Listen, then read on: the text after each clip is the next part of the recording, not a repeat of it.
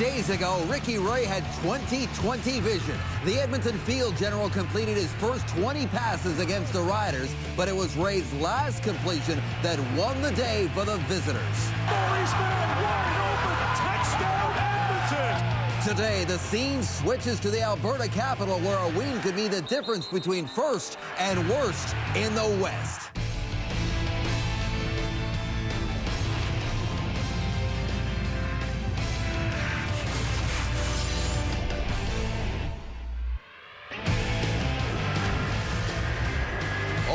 Morgan had a huge touchdown in that game last week, but he was also on the wrong end of that pass to a man thrown by that guy, Ricky Ray. And the Eskimos taking on the Riders again, back end of a home and home. It is game one of a doubleheader tonight on the CFL on TSN. Hello, everybody. Dave Brandorf, Jock Climbey, Matt Dunning, Chris Schultz, and thousands, well over 50,000 are expected at Commonwealth Stadium tonight. Should be absolutely electric there in the one of the great stadiums in the league for a rematch of a game that last week was fantastic. The Eskimos take it, a fantastic performance by Ricky Ray. As you saw in the opening, he was 20 for his first 20, but it was that last pass, Jock, the 68-yarder to man that broke the backs of the Riders and got it done. How did he set that up? How do you make it work? Well, they set it up beautifully, because I don't think I've ever seen a receiver that open in man-to-man coverage in all the years I've been watching football. And the way they did it, well, they actually ran a couple of quick outs earlier in the game, and then they had a little meeting on the sideline, and Kevin Strasser, offensive coordinator, said, you know what, next time we get these guys in second and medium, we're going to put something new in the playbook. We're going to go with a down and out and up. And they've never run this play before. Omar Morgan had no idea they had it in the playbook. He was sure on 2nd and 6 he was getting a quick out. He'd seen it a couple times. He jumps it, and the rest is history. And no one can fault Omar Morgan. His teammates have rallied behind him and said, look, hey, who would have thought the Eskimos would go for it all when everyone thought they were going to drive down the field for a field goal? Great call by the Eskimos. Jocko, I have never seen a quarterback perform as well as Ricky Ray did, especially in that first half of football, going 16 for 16. And because that performance was so spectacular, it truly negated the pass rush of the Saskatchewan Roughriders. The short to intermediate passes, then back to the short, they were taken, they were thrown so fast that this was really the only one pass rush move Stevie Baggs had. Now, what has to happen for the Riders is don't get frustrated, anticipate either an assignment error or a physical technique mistake, but keep coming, because Ricky Ray, he can eliminate good pass rushers, as he did last week. Yeah, Schultz, and I was impressed not only by Ricky Ray, because it's a spectacular performance, one we may never see again, but it was Darian Durant and how the young quarterback matched his performance and managed the football game in only his 15th start. And he actually put his team in a position and tied the ball game with this screen pass to Chris Getzlaff, and he walks in from 20 yards out, and then they actually go ahead in the fourth quarter. So the young quarterback was on his game, finding young receivers like Rob Bagg and making it happen until this last play. An incomplete pass fell aimlessly to the wet turf. In my opinion, this kid is very impressive. You can say the words poise, composure, and accuracy, and you can be talking about both quarterbacks, Ray and Durant. But when he's talk about Durant making his only 16th start in today's ball game, that's pretty special. Calgary won last night. They beat the BC Lions. They have top spot to themselves in the West for now. One of these teams want to join them in about 3 hours. Here are your starting quarterbacks, brought to you by Wendy's and the Baconator. It is Durant and Ray. Sit back and relax. Should be a beauty. Yolanda Perreault of Ponte, Saskatchewan. You could win a 2009 Nissan Rogue SL if a kickoff is returned for a touchdown in today's game, thanks to Safeway's touchdown and win promotion. And if a second kickoff is returned, you could win $1 million. Let's go to Commonwealth Stadium. Here are Chris Cuthbert and Glenn Suter. Thank you, David. TSN, the exclusive broadcaster of the Canadian Football League. A proud home of the Grey Cup. Largest crowd of the season in the CFL. Upwards of 60,000 anticipated here at Commonwealth. Standing room only along the sidelines to watch the Saskatchewan Roughriders and the Edmonton Eskimos. Plenty of Rider fans here, and a prairie breeze blowing through on this late Saturday afternoon at Commonwealth, and the wind will be a factor as this game wears on. Well, Ken Miller called last week's loss to the Eskimos devastating, as Riders trying to salvage one win in the 3-game season series against the Edmonton Eskimos, led by Richie Hall, whose team won both in Regina this year. That's the first time that's happened for Edmonton since 1991. And Glenn, it feels like Labor Day here. Tremendous crowd, perfect afternoon. Two rivals. And the Roughriders will have the win in the first quarter, and Stu Ford has to hop on that with the oncoming kick cover team bearing down on him. Well, you heard Matt Dunnigan. It was overshadowed, but Darian Durant also played very well last Sunday against the Eskimos. He really did. He has Wes Cates in the backfield, went toe-to-toe for Ricky Ray, and that was when Ricky Ray was on his game. Weston Dressler, one receiver in that receiving core. The offensive line, Gene Makowski, 245th start on that offensive line. And Chris Zarka will start at fullback, playing in his 200th CFL game today. A quick hitter to get things underway, and a first down grab as Andy Fantuz has the opening delivery from Darian Durant. Take a look at that starting defense for the Edmonton Eskimos up front. The newcomer will be Sean Richardson. There's the linebacking core with TJ Hill, Maurice Lloyd in the middle, former Saskatchewan Roughrider, and then you move to the secondary. You've got your Jason Goss, Bobby Keys out on the corners. 11 for Fantuz, and first run of the game off the left side for Wes Cates up to the 48-yard line. The starting lineup's brought to you by Nissan, fan and proud sponsor of the CFL. I heard what Mike Dunnigan said there just before the game, and I couldn't agree more with the fact that Darian Durant really went toe-to-toe with Ricky Ray in that game last week. His numbers weren't quite as impressive at 234 yards passing, did not throw an interception, completed 66% of his passes, but had a chance to win the game, and Ray was on fire. 2nd and 7, 6 receivers out. And Durant has time to throw, but high to Andy Fantuz. As the wind is going to play some tricks with the football here this afternoon at Commonwealth. Yeah, it will be a little more difficult for both these quarterbacks. They have to manage the wind. Makes the running game that much more important for both teams. And it'll also affect the kicking game. Tristan Jackson not in the lineup for the second straight game, so Bradley Robinson drops back. The Eskimos with just 33 return yards last Sunday.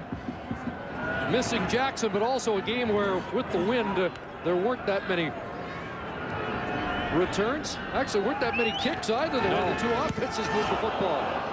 Orem just got it away, and Robinson lets it get by him, and that will bounce out around the 2-yard line. A mistake by Robinson, and a beautiful punt by Orem.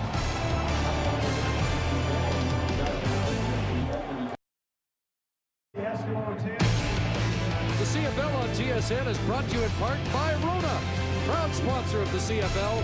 Rona doing it right since 1939. Well, the Eskimos have scored on their opening possessions, touchdowns in each of their last 2 games. It's a long way to go for a touchdown here.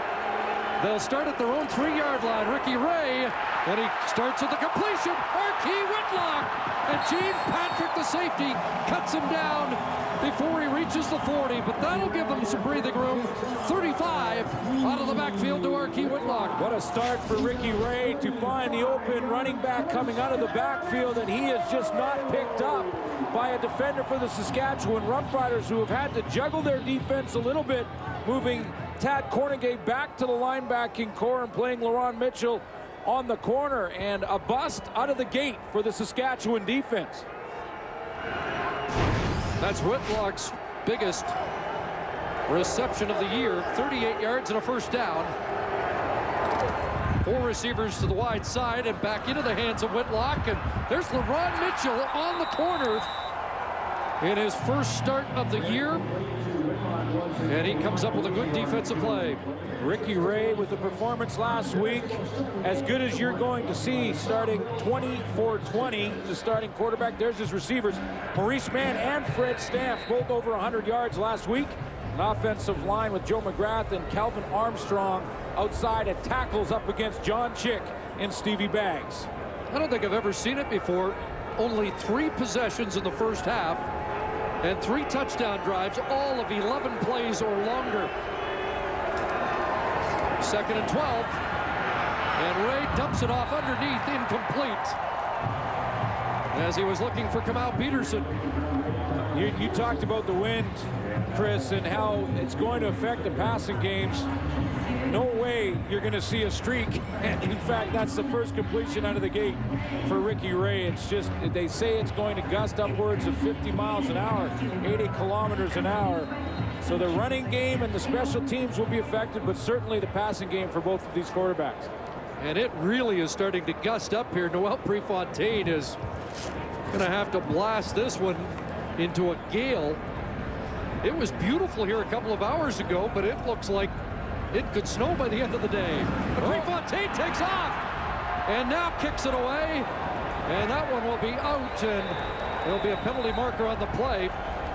Prefontaine took off once last week and ran for 7 yards and a first down.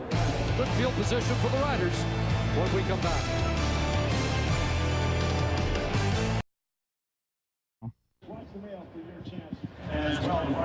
Well, the conditions definitely will be a story today with more Ryan Rashog. Yeah, thanks a lot, Chris. The wind wasn't that bad for the first couple of plays of that football game, and then right before that last Eskimo play, it kicked up something fierce down here on the field, blew some of the advertisements away that were sitting on the side of the field, so they're now taking them all down. I talked to Noel Prefontaine before the game. He said, it's a situation where I'm basically going to be kicking the football and hoping for the best. It's going to be a huge issue today and expected to last most of the game, Chris.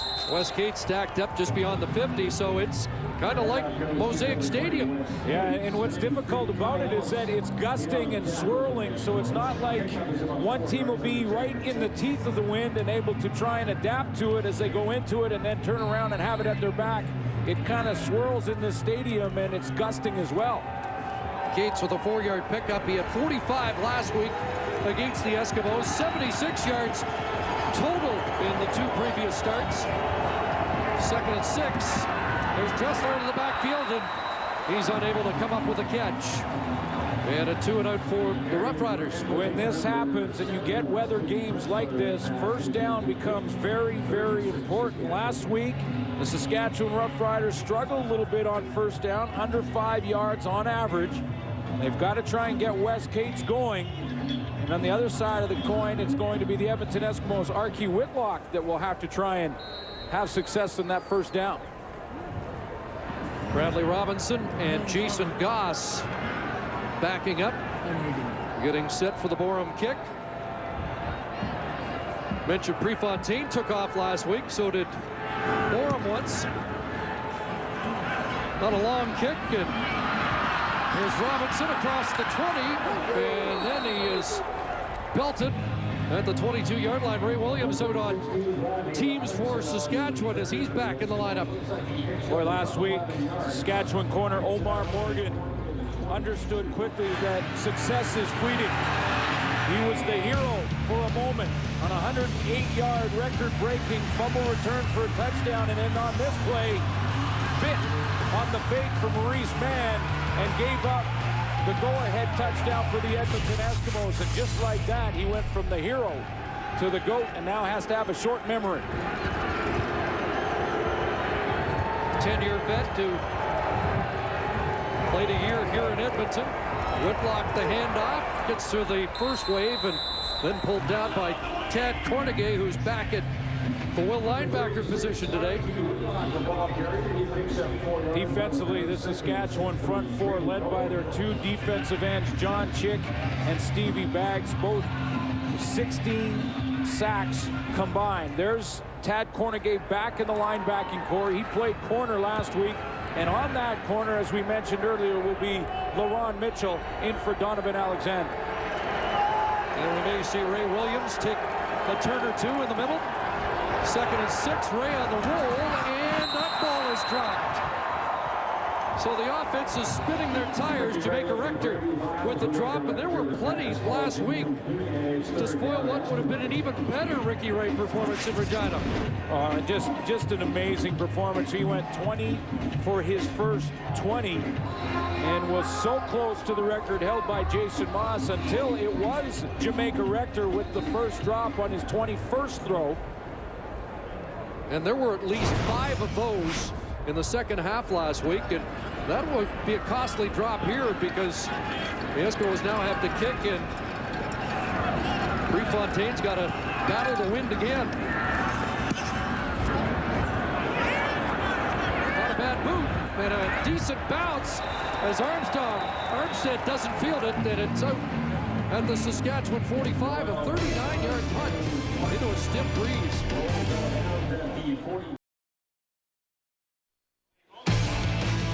Closed captioning of the CFL on TSN is brought to you by Sport Check. Sport Check, the power of sport. 8:27 remaining, first quarter, still scoreless at Commonwealth. For the Edmonton defense, this Saskatchewan offense really a two-headed monster. One being Weston Dressler, the other being Wes Cates. Durant rolls and is tripped up. Dario Romero makes sure he doesn't get up, but he looks like he got his feet tangled up on the roll there. They're trying to get Darian Durant out on the edge, so he has the option to try and go ahead and throw the football out there, or he can take off and run. And he's been successful running the ball over the last few weeks. In fact, last 5 games, 170 yards rushing from Darian Durant alone. I think that was Sean Richardson had just got him on the shoe tops and upended the quarterback for a loss of 1. 2nd and 11, a couple of reads and an open man. And a first down for the Roughriders. Jason Armstead with the catch, moving it into Eskimo territory. Armstead's going to be the wide receiver on the outside. He's just going to run that simple out route right here and just sort of sit on that sideline right by the first down marker. Darian Durant, nice tight spiral, which will be important in these weather conditions. Keep those tight spirals out of the throwing hand, because if it starts to wobble, you'll lose it. 14 for Armstead, who has thrown a touchdown pass this year. Will fake and back inside, and here's Stu Ford crashing down inside the 35, and a flag on the play.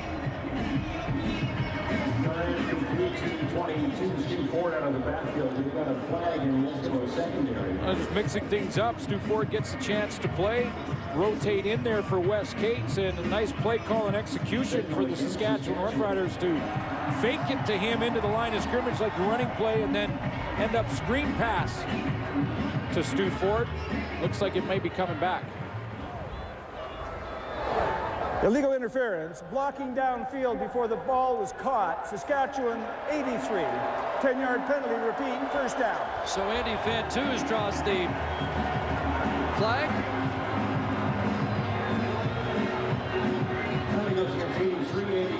And that'll march it back inside the Roughrider 50-yard line.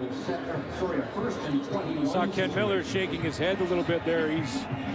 You have the wind at your back in a game like this. You've got to try and take full advantage of it. And a penalty like that puts them in a hole. So it's 1st and 20. And Durant looks for Rob Bag. It's intercepted. TJ Hill down the sidelines. Touchdown.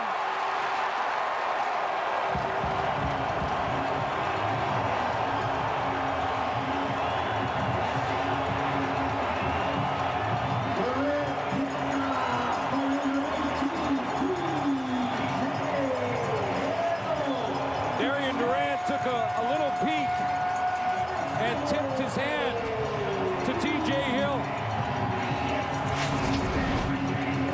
Just before the snap of this football, you can see he's looking in this direction. He wants to hit Rob Bag on an in route where he goes down about 12 yards and tries to come in across the middle. TJ Hill drops right underneath it when the quarterback's eyes took him to that spot on the field. First interception for a touchdown by the Eskimos this year. TJ Hill opens the scoring. Edmonton leads by 7.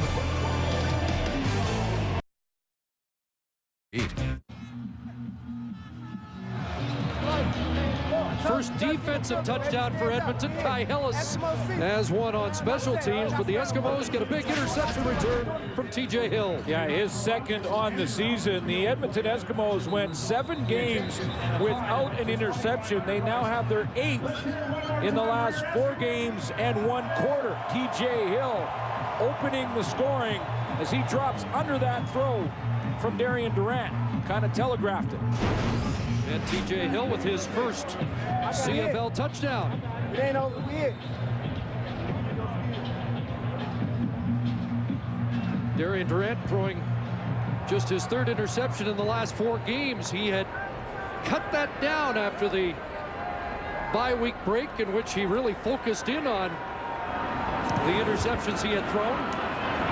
Short kick taken by Chris Sarka. Well, he really did. He was cleaning up that part of his game when they went to that break, and he studied the film. He looked at all his interceptions, and Darian Durant tried to figure out exactly how he could correct the situation. He hadn't thrown an interception against the Edmonton Eskimos in 2 games either. That's his first there. Now he has to try and get right back on the saddle, bounce back here. That was Claremont that got the kick return for Saskatchewan, and there's an injured player on the field. Greg Whalen, one of the special teamers for the Eskimos, getting attention. It's a great way to learn the fundamentals of football in a relaxing environment. It's popular Football 101 program. Well, CFL on TSN continues immediately following this game. We've got a doubleheader of action. And in game 2, it's the Argonauts and the Blue Bombers from Winnipeg, the Hall of Fame game. And Canadians want to salute the Hall of Famers. Alondra Johnson, Glenn Weir, along with John Bach, Jim Mills. Rudy Phillips was in Winnipeg earlier this week and had a chance to talk to Glenn Weir and Jim Mills. And a lot of excitement there, as you could imagine. An important game for both those teams as well. They're in a race right now, basically with the BC Lions, to try and avoid the crossover as we go down the stretch drive here of the regular season. Whalen trying to get a little weight on that left leg. Product of the University of Alberta. Well, these 2 teams have really put some points on the board this season. 126 points combined in 2 games between these 2 teams. Now, points may be a little tougher to come by in this one here early this evening, only because of the weather factor, but there's been some fireworks when these 2 teams go at it.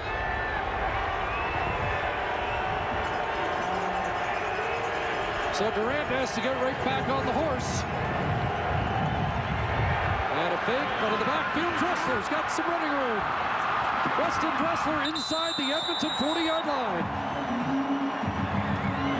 They love to move Weston Dressler all over the offensive formation. They can give him the ball in a lot of different ways. Dressler's right here, and he's just going to slide through the formation in this direction.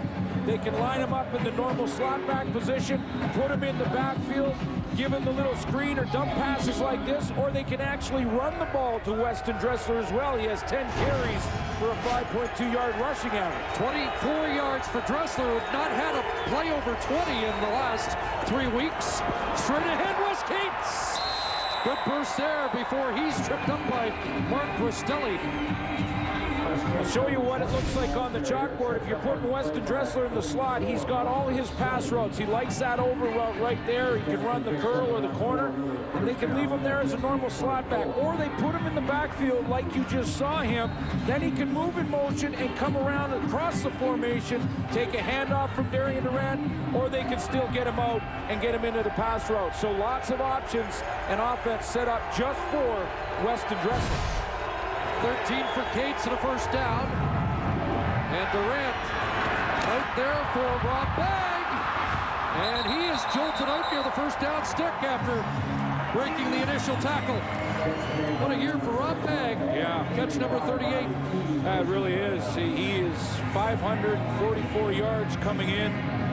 Tremendous catch last week as the Saskatchewan Roughriders are trying to fight back in that game. Fell just short, but he made a great one-hander for the highlight reel.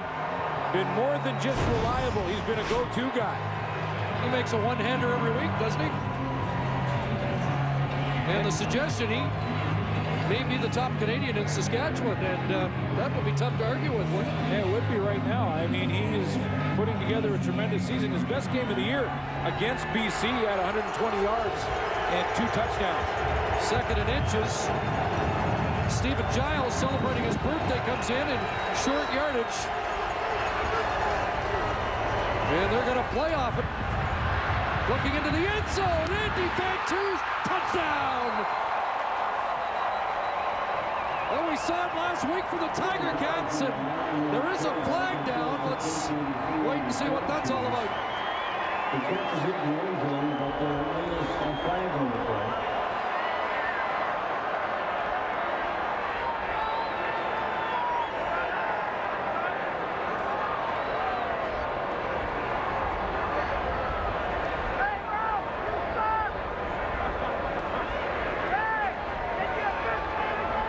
And the officials continue to conference here. And the Eskimos indicating is this an illegal formation? Illegal procedure, illegal formation. Saskatchewan, no end. 5-yard penalty. Repeat, second down. Well, it's a legal formation. Keith Sholigan is lined up basically as a slot back, goes in motion. I'm not sure if they didn't get a man on the line of scrimmage, an end man on the line of scrimmage here. Sholigan starts out here, and he's going to go in motion all the way across the formation. At the same time, Fantus is coming from the left side of your screen. You just see him back in the left corner. He comes up and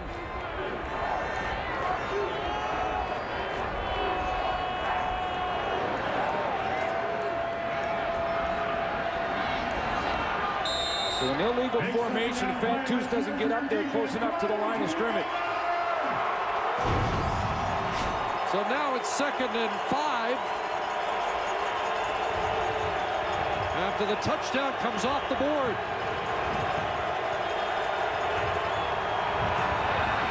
Durant back in. And he's got to throw it away. And the Roughriders will have to settle for a 3-point attempt. Eric Taylor there, Sean Richardson for the Edmonton Eskimos as well in chase.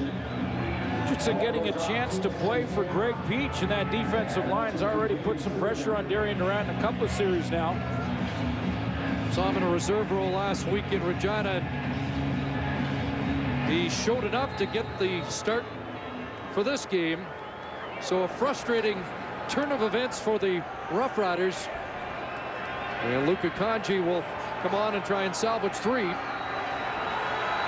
from 26 yards out. And Kanji gets the Roughriders on the board with under 4 minutes to go in the opening quarter when it looked like Saskatchewan had the tying touchdown. And Ken Miller wants a word with Bud Steen.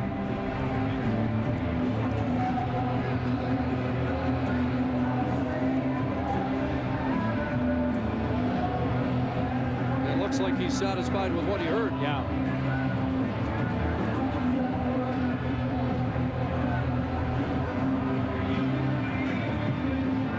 Love the call, as we often do, especially when it works, but the 2nd and inches call and take a shot. And but for the alignment problem, it worked. Once again, for the safety of fans and players, the Eskimos And before the kickoff, let's check back in with Ryan Rishaug. Thanks a lot, Chris. A lot of discussion in Edmonton this week about a scrap that happened at practice between Aaron Fiaconi and Xavier Jackson that actually resulted in Jackson going and picking up a shovel before being escorted off the field. Now, head coach Richie Hall had discussions with each player individually. He made the two players talk to each other. He also made the players address their entire team and apologize for the incident. So that one practice incident that didn't stay just on the practice field, guys. Xavier Jackson alongside Rod Davis, who is out with a shoulder injury. Shovelgate, as it was called here. The trouble again on the return, and Bradley Robinson is dropped by Stevie Baggs at the 16-yard line. Another long field for Edmonton. Xavier Jackson getting into it. He's not dressed for this one this evening. And Aaron Fiaconi, he's the guy who went and got the shovel Ryan was talking about. And they had to keep them apart, sort that out. They had them both address the team, as he mentioned, and they put it behind them. You can tell they were fired up this week in practice for this game. Richie Hall wants to make things like that, make sure that things like that don't get out of hand.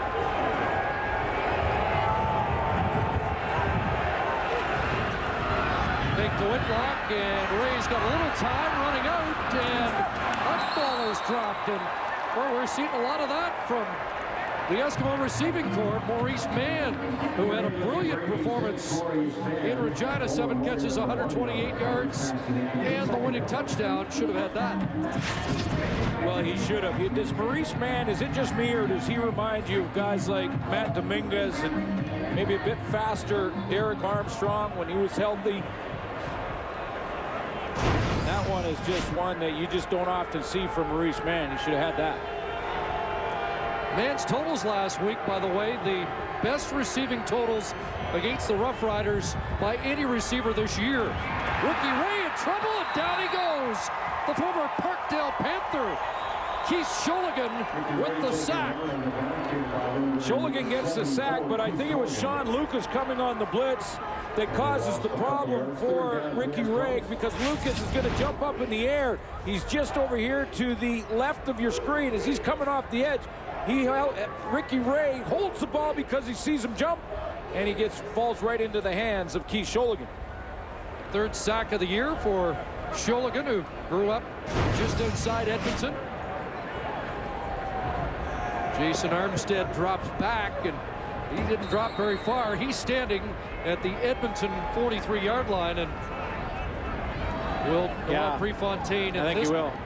They do line up an onside player here,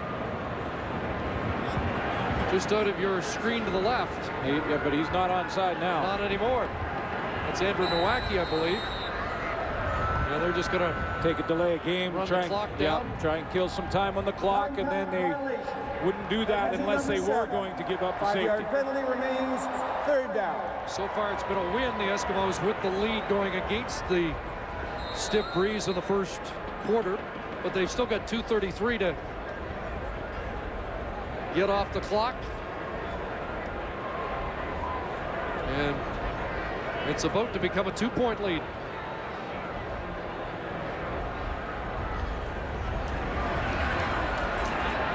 So Prefontaine will step out the end line with Claremont in pursuit. And now it's 7-5. Well, we had overcapacity at McMahon Stadium last night, and they're expecting what could be a record crowd here in Edmonton early this evening. Close to 60,000 jammed into Commonwealth, and every one of them having a good time. TJ Hill started the party with his interception for a touchdown.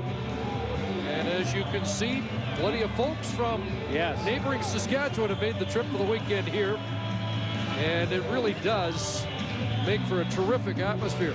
And there's absolutely no problem distinguishing which fans are cheering for which team. You can tell the Rider fans. And apparently at the West Edmonton Mall here, they were all over the mall with the painted faces. How can you tell which ones are the Rider Well, fans? I'm just saying. Can you tell who's cheering for who? A lot of energy here for sure. as these two teams battle to join Calgary atop the CFL West. Roughriders have not finished first since 1976. And the Eskimos haven't had a home playoff game. This kind of surprises me in 5 years. So it's important 2 points at stake.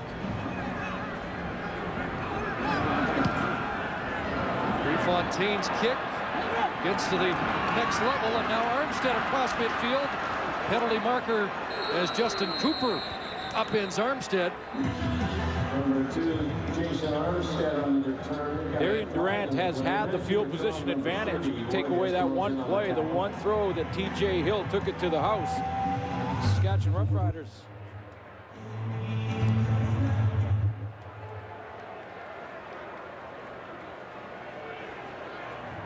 Illegal block on the return. Saskatchewan, number 26. 10-yard penalty, first down. So Kitwana Jones, the returning Rough Rider from Edmonton, is called on the illegal block. And a few times already today, Ken Miller's teams had great field position taken away by penalties. Not to mention a touchdown.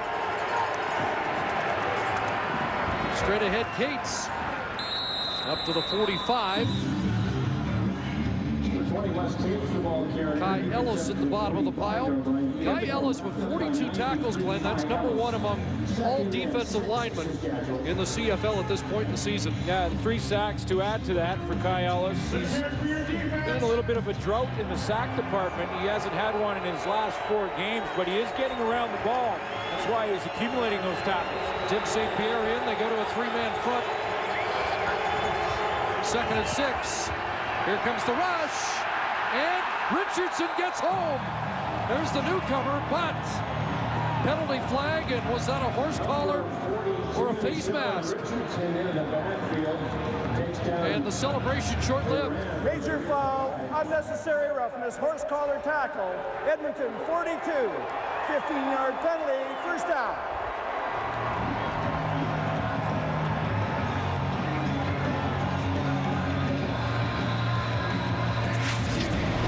.6'3", 260 out of Tennessee State, Sean Richardson, and he's a little aggressive when he gets to the quarterback, but he has been in the backfield all game long. You can see the horse collar.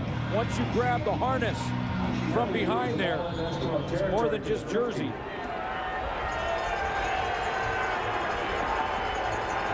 So it is a first down. The ball moved to the Edmonton 50. 5 receivers set. And Rob Bagg has another catch and another first down. The product of the 5th-ranked Queens Golden Gales adding to his totals. Well, and you can see how Darian Durant is really deliberate stepping into these throws to make sure that he can get enough pepper on the ball. He wants to get it out there in that tight spiral in a hurry, because Rob Bagg just sitting on that sideline above that 8-yard zone. 18 for Rob Bagg, having a great sophomore season. Big pusher, and Durant escaped the first 2 and then gets swarmed. Well, he escaped 2 or 3. Wow. Because Sean Richardson was there again. I think Lenny Williams was coming in on a blitz from the secondary. Yes, he was. And Lenny Williams is hurt and clutching a knee.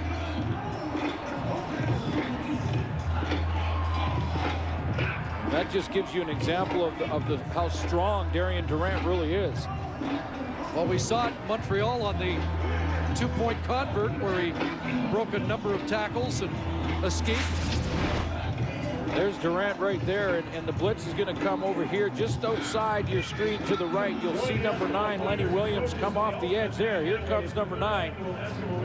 He jams his knee on his own, but you can see the strength of Darian Durant. I believe it's Aaron Taylor that he'll fight off, and you see the hyperextended knee in behind Durant from Lenny Williams.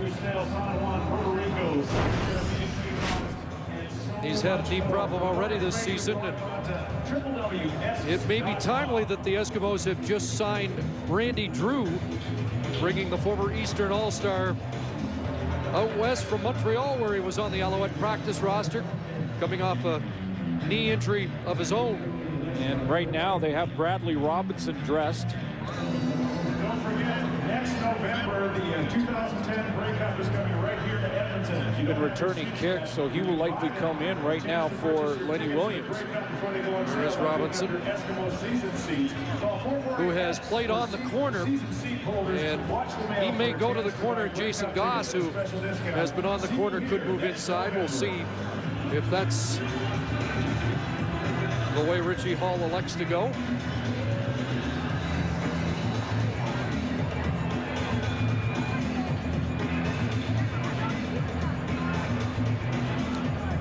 And while we have the opportunity, a reminder, exclusive NHL preseason action continues tonight on TSN2 as the Vancouver Canucks face off against the Calgary Flames. Live coverage on TSN2 is at 9 Eastern, 6 o'clock Pacific.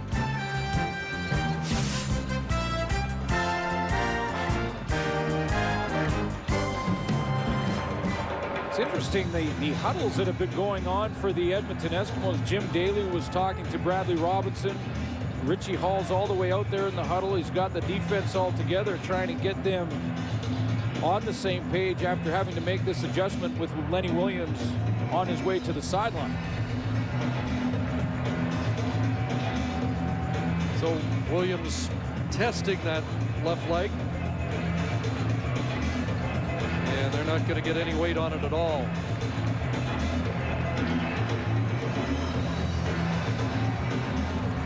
Looks like they're going to bump out Bradley Robinson out to the wide side corner and then put Jason Goss into the short side corner. And Bobby Keys will move inside, so that's the way they'll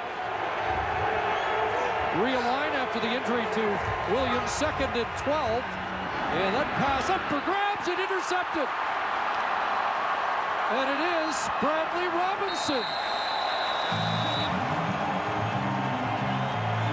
2nd interception tossed by Durant, who wants that one back, and Robinson on his first defensive play this season. And the Edmonton Eskimos, Chris, are just going to drop off in zone, which is not a surprise when they had to juggle the secondary the way they did. Bradley Robinson was the deep player on the outside third of the field.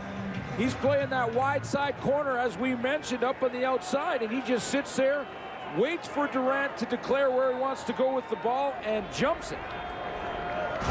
So a team that couldn't buy an interception for the first half of the year has 2 in the first half today. The Eskimos last in takeaways in the league, but they've had a couple of big ones here in the opening quarter. Should be the final play of the first quarter. And Whitlock, maybe 2, brought down by Sholigan. So they'll switch ends. The Eskimos will have the win after 15 minutes. They have the lead.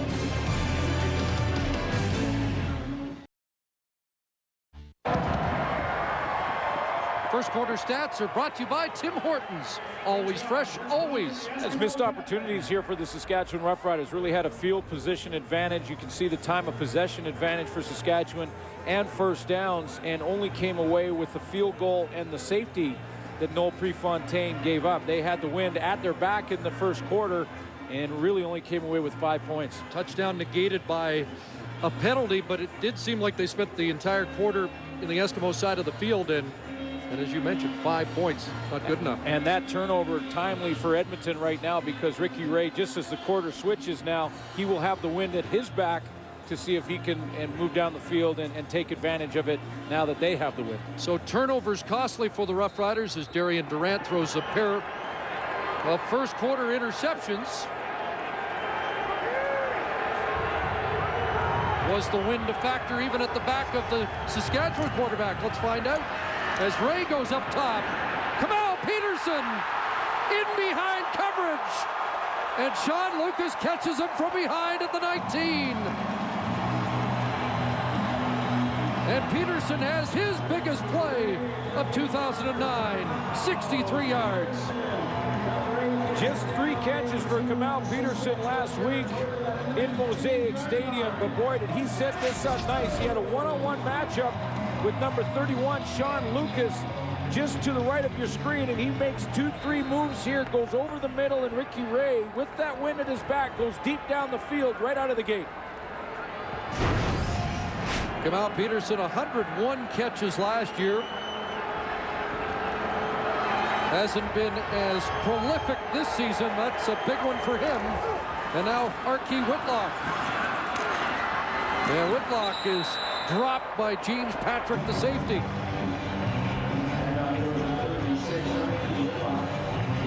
Out 4 for Whitlock on that carry. First game between these two teams. James Patrick had an interception there. Really his only interception on the season. Good run support on this play as he steps up. Makes the tackle at the line of scrimmage, essentially. Well, short gain. Whitlock had 88 last week, Suits. 19 carries. He was busy. The day marred by that fumble that you saw Omar Morgan return. 2nd and 6. And Ricky Ray into the corner. Incomplete. Looked like to me that LaRon Mitchell on that outside has done a little film study on Ricky Ray, and when he gets down into this area of the field, there's going to be a corner route coming right here, and when he gets that corner, Mitchell on the outside right out here is going to wait in his area and then come underneath and help out. That makes it very difficult in a small window for Ricky Ray to get it in there. See how he just stays off and then folds right underneath that. Jamaica Rector, the intended target. Lance Fraser also there in coverage, and so Prefontaine comes on the field, but the officials want to discuss something.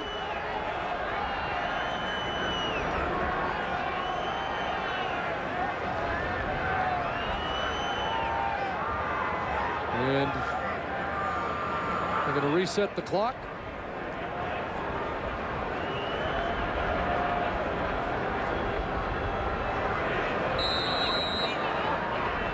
And now time blown in.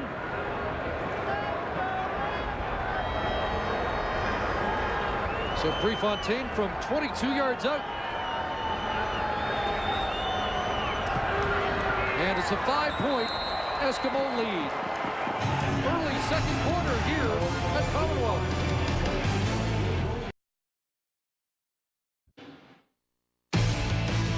The CFL on TSN is brought to you in part by Molson Canadian.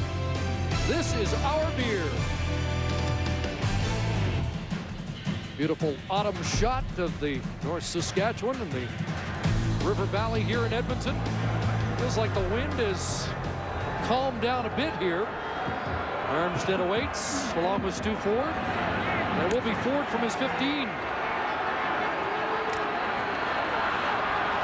And a good return. Mark Rastelli will rustle him down across the 40. Well, you mentioned Richie Hall to me, Chris, before the game started, said that Saskatchewan brought the win with them. So if it's a Saskatchewan win, then they want it to die down now that they're going into it. Former defensive coordinator for the Saskatchewan Roughriders. Well, it's working according to plan then, as Darian Durant tries to get things going. 2 interceptions in the last 3 games, but a pair in the opening quarter. Oh, confusion there, and Cates is met by Sean Richardson at the line of scrimmage. Yeah, they went the wrong way. Either Cates went the wrong way or Darian Durant turned the wrong way, because you can see how surprised he was from this picture right there. Durant standing just in front of Wes Cates here. Watch him turn around to his left. That happened last week too on one occasion. That doesn't seem like much, but that takes the timing away by a split second, and that's all it takes sometimes. Passing situation, 2nd and 10. And this one is caught. Getzlaff is punished, and he'll come up short of the first down. Kelly Malvo steps up there, one of the great open field tacklers in the league. He makes a sure tackle in the open field. Play like that's designed to get it into your receiver's hands quickly and then hope that he can make one guy miss. So Chris Getzlaff off the line of scrimmage. Quick throw here, but watch the open field tackles. Kelly Malvo closes in a hurry, lowers his shoulder, puts a real good hit on Getzlaff. Getzlaf with a touchdown last week, and boy, did he get hit on the last play of the game by the safety Elliot Richardson. When I saw that, I wasn't sure we were going to see him today, but the durable Chris Getzlaf. Here's Borum. And line drive kick. Here's Bradley Robinson on the return, escorted out. 32-yard punt into the wind.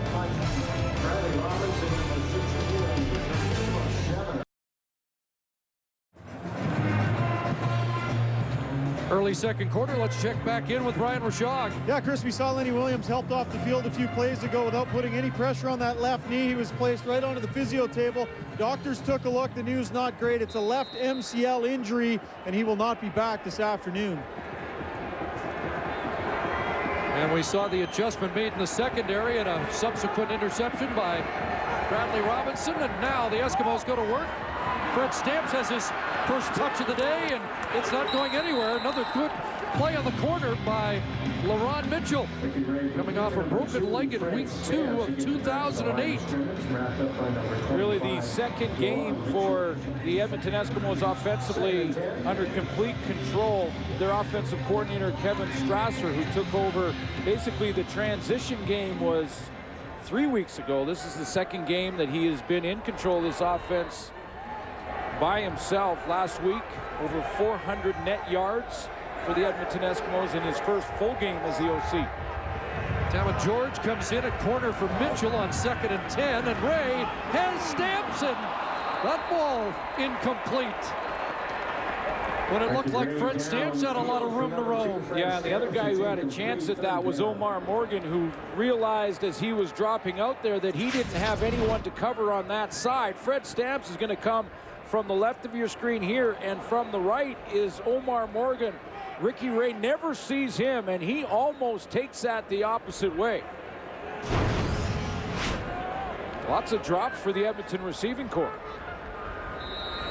That's about 8 in the last 3 or 4 quarters. Yeah, and three here already in this one.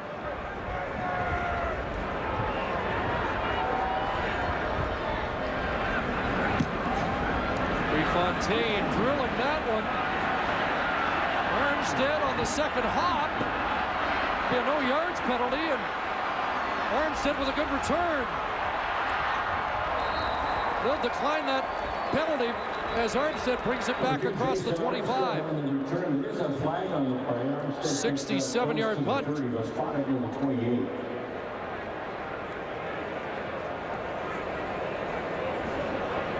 No yards.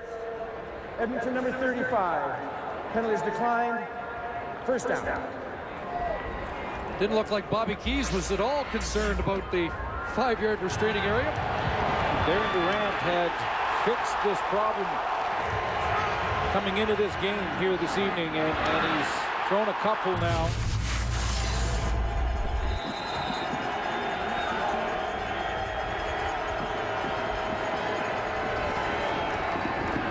Into the hands of Dressler. First down, and Weston Dressler brought down at the 44-yard line. Well, you know, twice this year, Darian Durant has thrown for over 300 yards. Interestingly enough, in those games, he had his season high in interceptions with 3 interceptions in both of those games. So, good news for Riders fans. If he's throwing some picks, he usually throws for a lot of yards.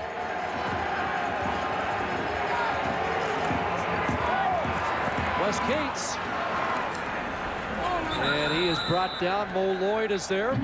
The way you can settle a quarterback down when he is having some challenges like that is to get that running game back involved, or the quick passing game like we saw on the first down to Weston Dressler. I remember talking to him after the break about the interception, and I said, you know, the guy that was a legendary quarterback, he threw a few, and he said, yeah, I don't have the same luxury as Ron Lancaster did.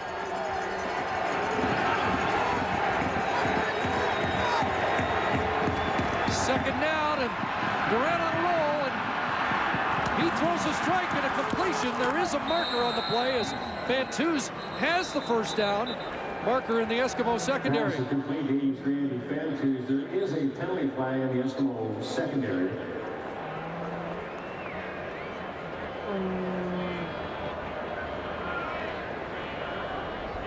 The other way the coach can help a quarterback. Legal contact on the receiver. Edmonton, number 27. Penalties declined.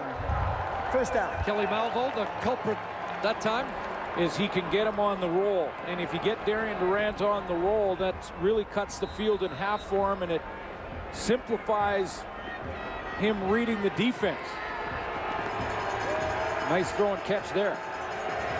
15-yard gain, Saskatchewan at the Edmonton 49.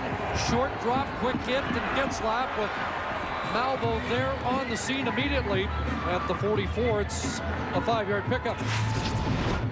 Once you get a quarterback out on the edge like they're going to get Durant outside here, it really just cuts down the field. He knows he's got 3 receivers, possibly 4 if he wants to get Wes Cates out there, and he just waits to see which one's going to open up, and it turns out it's going to be Fantu slipping right through in between he and Getzlaf, and he throws a strike between the 8 and the 3. This is the best the Roughriders offense has looked today. They get a spot at the 43, so 2nd and 4. Fake to Cates. Durant with Tim St. Pierre in pursuit, and Durant will throw it away. Not interested in tossing a 3rd interception, and give Tim St. Pierre credit, the Hamilton native, in his 2nd year on the St. Mary's. Yeah, Tim St. Pierre makes the play by being patient, not trying to go and get the stat or the sack. He just wants to make sure that he doesn't allow Darian Durant outside and around the corner. And as Durant kept losing ground, he realized that the loss was going to be too great and just threw it away. Halfway through this 2nd quarter. Robinson and Goss are back. 3rd and 4. You wonder if this is a spot in the field where Jamie Borum might be ambitious.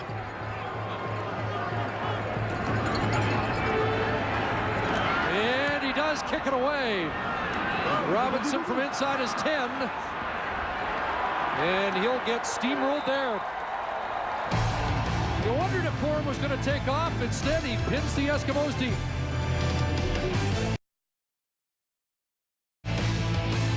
Closed captioning of the CFL on TSN is brought to you by Sport Check. Sport Check, the power of sport.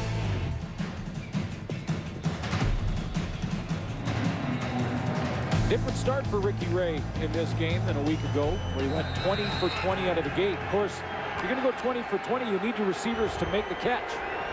I think he spoiled them because they started dropping balls right in their hands. Another flag as Whitlock is ushered out at the 16. Marcus Adams making the play defensively. It's a holding call against Edmonton.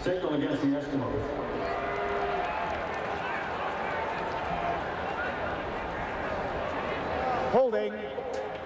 Edmonton, number 51. Penalty is half the distance to the goal. Repeat. First down. Aaron Fiacconi. Interesting week for Aaron Fiacconi. Gets a holding call. That'll be half the distance. Put the ball basically on the 5-6 yard line.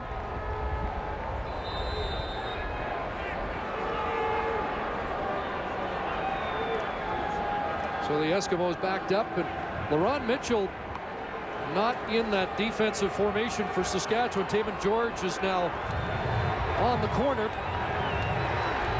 Former Regina Ram, pressure on Ray at the goal line, and he gets it away, and Rector breaks a tackle. And Stevie Baggs has to come all the way from his defensive end spot to make the final stop on Jamaica Rector. Well, you wonder if someone said something to Jamaica Rector on the sideline, and possibly even a starting quarterback, because he plays this play with a sense of urgency that we haven't seen in a couple of quarters here. He's the guy who's had a couple of drops. He went up and got that one, stabbed it out of the air, and then did a nice job after the catch to pick up some extra yards. John Chick with pressure off the edge, but failed to bring Ray down at the goal line.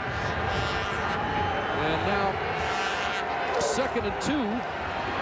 Ray rolls, looking for Peterson. Eddie Davis was there in tight coverage and got a little shove in on Kamal Peterson that draws a reaction from the Eskimo bench. Yeah, Kamal Peterson wanted an interference call on Eddie Davis. I thought he played it pretty well. Davis was patient. There was a little pushing and shoving going on, but they're right down at the bottom of your screen. There's Eddie Davis, 29, and no contact as he makes his break. A little bit of touching and pushing there as he goes into that corner route, but no interference there. And I was a little surprised that Ricky Ray didn't just run the ball. He had the corner, and he only needed 2 yards for a first down. It was open, but he wanted Peterson for a lot more, and now they have to punt it away. Weston Dressler's back. And Dressler finds the handle and gets across midfield, so even though they're working against the wind, albeit not as stiff as it was in the first quarter. You know, when you have young quarterbacks, we talk about their decision-making process and when they do make mistakes. And certainly Darian Durant has made a couple of bad decisions in this game so far when he's thrown those interceptions. But Ricky Ray and the veterans, the star quarterbacks in the league, the established quarterbacks, they make some bad decisions as well. And I think that was chalked up as one of them when Ricky Ray could have run easily for a first down and decided not to. Got a little greedy there. So a good field position start for the Roughriders at the Edmonton 52. Now Durant's on a roll. Will he take off? And skips the pass low intended for Dressler as Sean Richardson was closing fast on the Rough Rider quarterback. Well, we showed you this in the chalkboard session where Weston Dressler, who's right here this time, and he lined up wide to the left and then comes out of the formation this way. This play isn't successful, but just this is another example of how they move Weston Dressler around. Dressler tries to react, come back inside and help his quarterback out. That's just a little short arm. When you went back-to-back with the same team, did you feel like it was advantage defense the second time around? Neither offense looks as good today. 2nd and 10. And that pass is caught close to a first down, and that's Ventus in traffic. Yeah, you know, the wind has died, and there is something to be said for those back-to-back games when you get a chance to get a feel for what the offense is trying to do to you. But the wind is still a factor in this game. I know the quarterbacks are conscious of it. It gusts at times, so they're trying to be deliberate in the throws, and that may be tipping off the defense a little. Although the conditions were not great last week. No, they were rainy and cold. I don't know that there was quite as much wind as here this evening. By the nose of the football, Ventus's 3rd catch of the day is a first down. That's a good throw from Darian Durant, just to throw inside and low and away so that no Edmonton defender can get there. Rough Rider offense looks like it's gaining some traction. And Getzlaff a catch in front of Malvo. A couple of interceptions for Durant, but he is throwing the ball and moving it quite well. And I go back to a couple of weeks ago when I talked to Ken Miller about when he decides to possibly go to Stephen Giles and make the quarterback change. He says when he looks in the eyes of the quarterback and he feels like that he's lost control of the huddle, that he's unsure. I don't think he's got that feeling with Darian Durant now. I think Darian Durant is moving the ball. He's starting to put a little more zip on it and throw it to the right spots.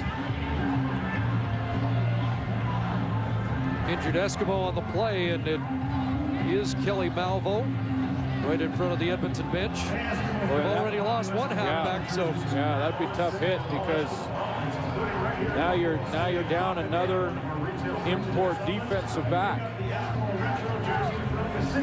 Lenny Williams gone for the day. Tristan Jackson is in the lineup and has played corner.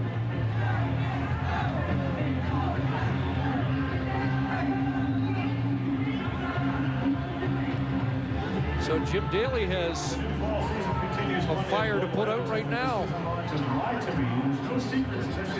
And Malvo up under his own power, but he'll have to sit out 3 plays. And someone will have to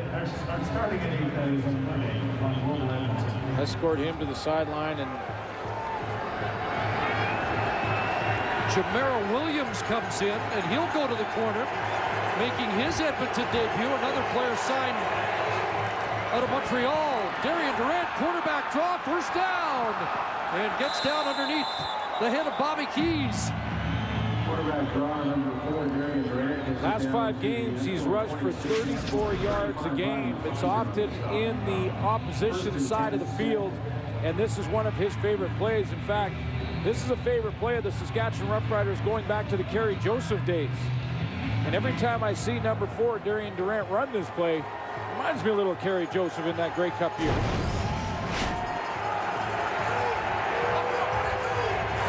11 for Durant, first down. And pressure, and Darian Durant really got hit there as the defensive line has a meeting at the quarterback. They arrived at the meeting at the same time, too. I think Eric Taylor will get credit, but Kai Ellis was right there, too. TJ Hill.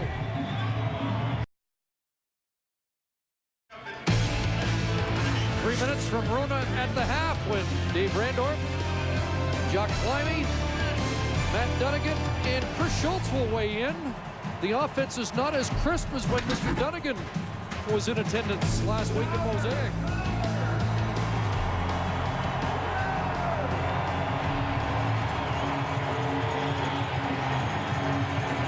Third sack of the first half for the Eskimos. And it sets up second and long for Darian Durant. No formation issue as they get all the receivers on the field. More pressure, and he goes down again. Boy, back to back. Sacked by the Eskimo defense out of the nice round of applause for number 93, Kai. There's Kai Ellis. Mentioned it's been 4 games since he's registered one. But that front 4, a good pass rush will always trump issues in the secondary. And if you go back one play, you're going to see another one. And this is the team meeting at Darian Durant with TJ Hill off the edge, Eric Taylor up the middle. And they meet at Darian Durant, so back-to-back losses for the Rider offense. Eskimos last in sacks, coming in with only 17. Penalty on the play as Kanji puts it through from 41 yards out.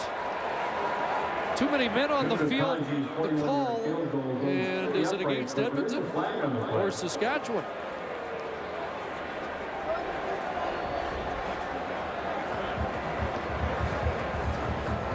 Too many men. Saskatchewan. 10-yard penalty. Repeat third down. Yeah, there's 13 guys on the field still. And so he'll have to try it again from 5 yards further back. He did have the leg to make it 5 yards more, but will Ken Miller try it or not? That last formation, Saskatchewan had a player to go onside behind the kicker, and clearly that was the substitution error. Now the clock running, and they're going to have to hurry to get this one off. May have to take a timeout.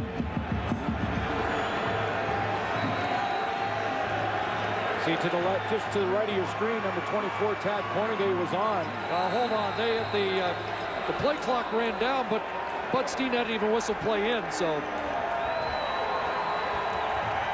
Well, now they only had Time count violation. Saskatchewan number 10. Because that time they only had 11 players on the field. Still third down. So this time they'll take the time count. That backs them up even more, and they have to put the punt team on the field now.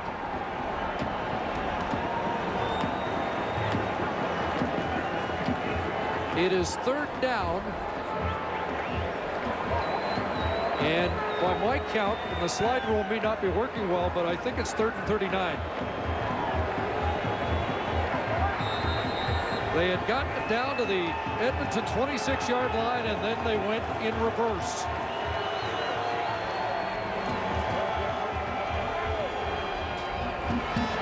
Borum again with that running boot. And this is a good one. Robinson fumbles it. Still loose. Pile up in the end zone. Touchdown, Saskatchewan. You've got to be kidding me. Ray Williams back in the lineup. And he has the touchdown. After all that, a silver lining.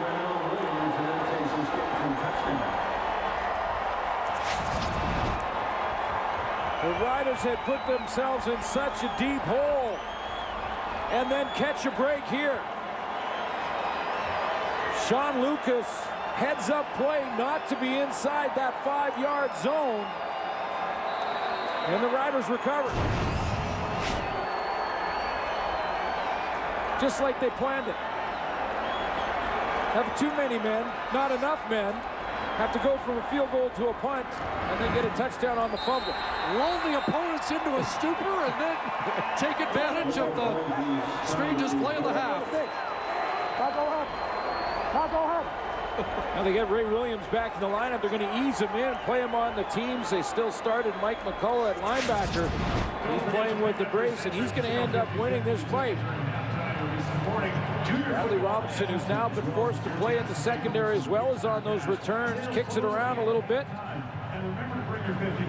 And I like the Riders' chances of recovering it in the end zone. I think they were about 5 or 6 of them and not an Edmonton Eskimo around. Look at that. White jerseys everywhere. Sean Lucas and James Patrick both made sure that ball was still alive and bouncing into the end zone. And well, you just never know. You know, that's why you play every play full speed. Because that was disastrous. That took basically 3 points off the board for the Riders with their penalties. What a turn of events. Yes, it will not be a memorable sequence for either special teams coach. But in the end, it's a special teams touchdown for Saskatchewan and a 12-10 lead. Edmonton's 10 points coming off turnovers. And now 7. A little smile from special teams coach Kavis Reed, who goes, okay, we dodged a bullet there. We'll fix that at halftime.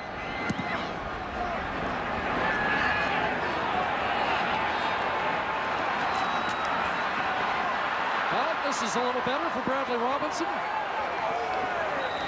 Up to the 43. Minute 53 left for Ricky Ray and the Eskimos offense to reclaim the lead, but it's been a different first half than the one that saw him go 16 for 16 last Sunday. Only 3 2-and-outs a week ago for Ricky Ray. It's just been a different story. The Saskatchewan defense to take some credit.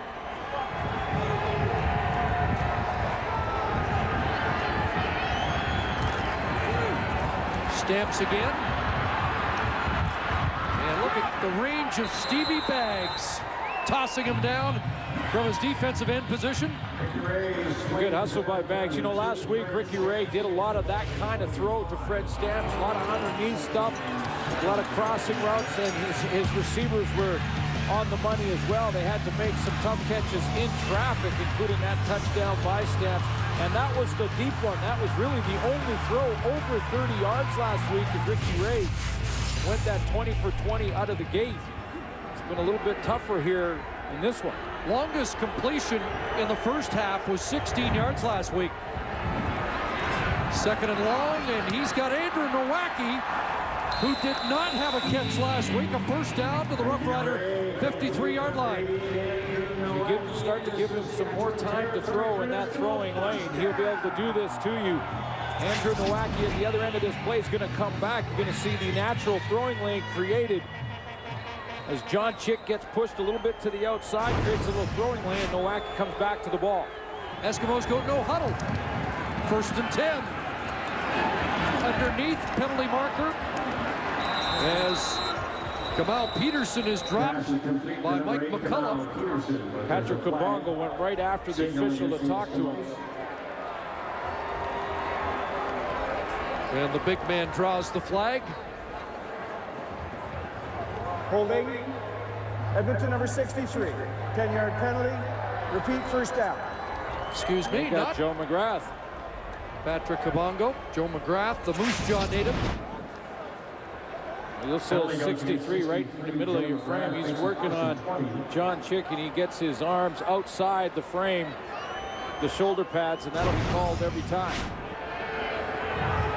So first and 20. Setting up the screen, and Whitlock can't make the catch. Mike McCullough right there. Yeah, that was well read. I don't think Whitlock had a chance, even if he does catch this ball. In fact, Ricky Ray might have been just throwing this away out of his reach. Mike McCullough, who is a very smart football player, who basically is one of those cerebral type linebackers who read the play quickly, get out there, and he was right in position along with Keith Sholigan.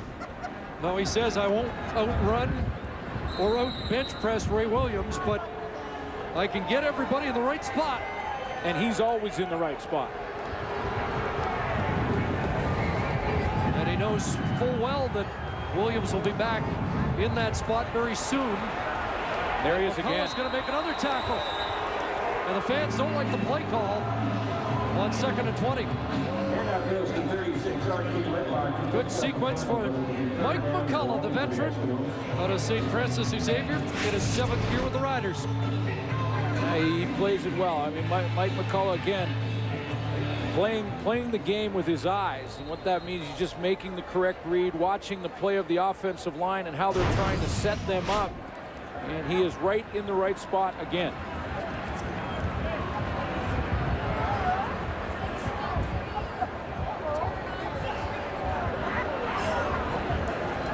Prefontaine, line drive. That one is going to draw a flag as it went off the side of his foot, and they'll mark it at the 30. Saskatchewan has 56 seconds remaining here in this opening half. Both kickers doing their best to try and keep the ball out of the wind. And that's how this Illegal kick out of bounds.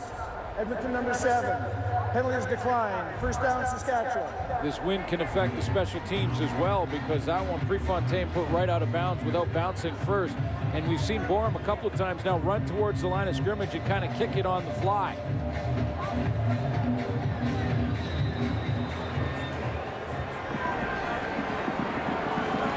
Let's see how the Roughriders approach this final minute with the football against the wind.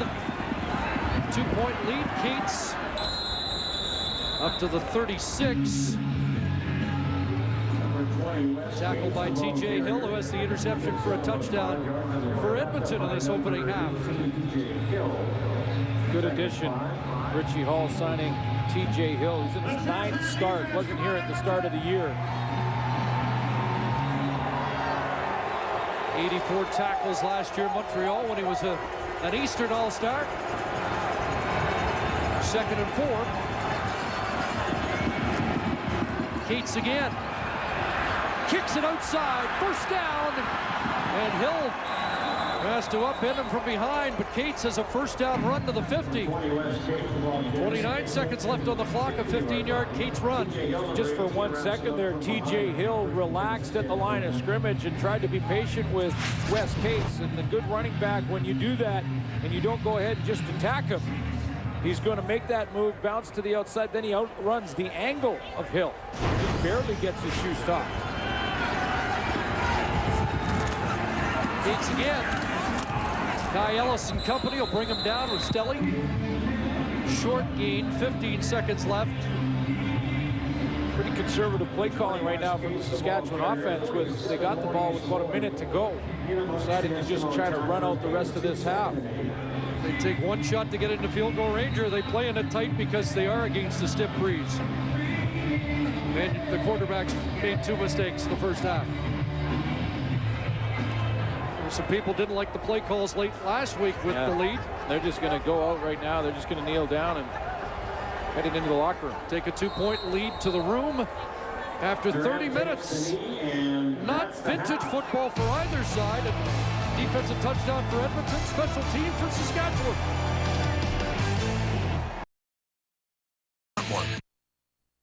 Live at the half is brought to you by Rona, proud sponsor of the CFL. Rona, doing it right since 1939. And welcome into our CFL on TSN studios. Dave Randolph, Chris Schultz, Matt Dunnigan, Jock Climbey. Another interesting game between these two West Division rivals. Of course, last week we had the Ricky Ray show at this point, but now you've got Saskatchewan boys on the road, and despite the fact that the Roughriders have taken 7 of their own points off the board, they are the ones with the 2-point lead at the half. The field goal and the touchdown erased by a no-end call, but it's the Riders on top. We'll flush that call out in a minute. Let's talk about Ricky Ray. First of all, because his performance last week was the talk of the past 7 days. What have you seen, Schultz? Well, what a dramatic difference between the 2 games previously between the Eskimos and the Riders. In the first game, it was offensive efficiency. This one, it's offensive inefficiency. I give a lot of credit to the Riders. They're doing good things to disrupt Ray right there. Sean Lucas, he's the one that forces the play. Keith Sholigan on the power move, he is the one that gets the snap. And then the little check down right here to an athletic Fred Stamps. And look at the rally to the ball. Tackle. First guy makes the tackle on the play.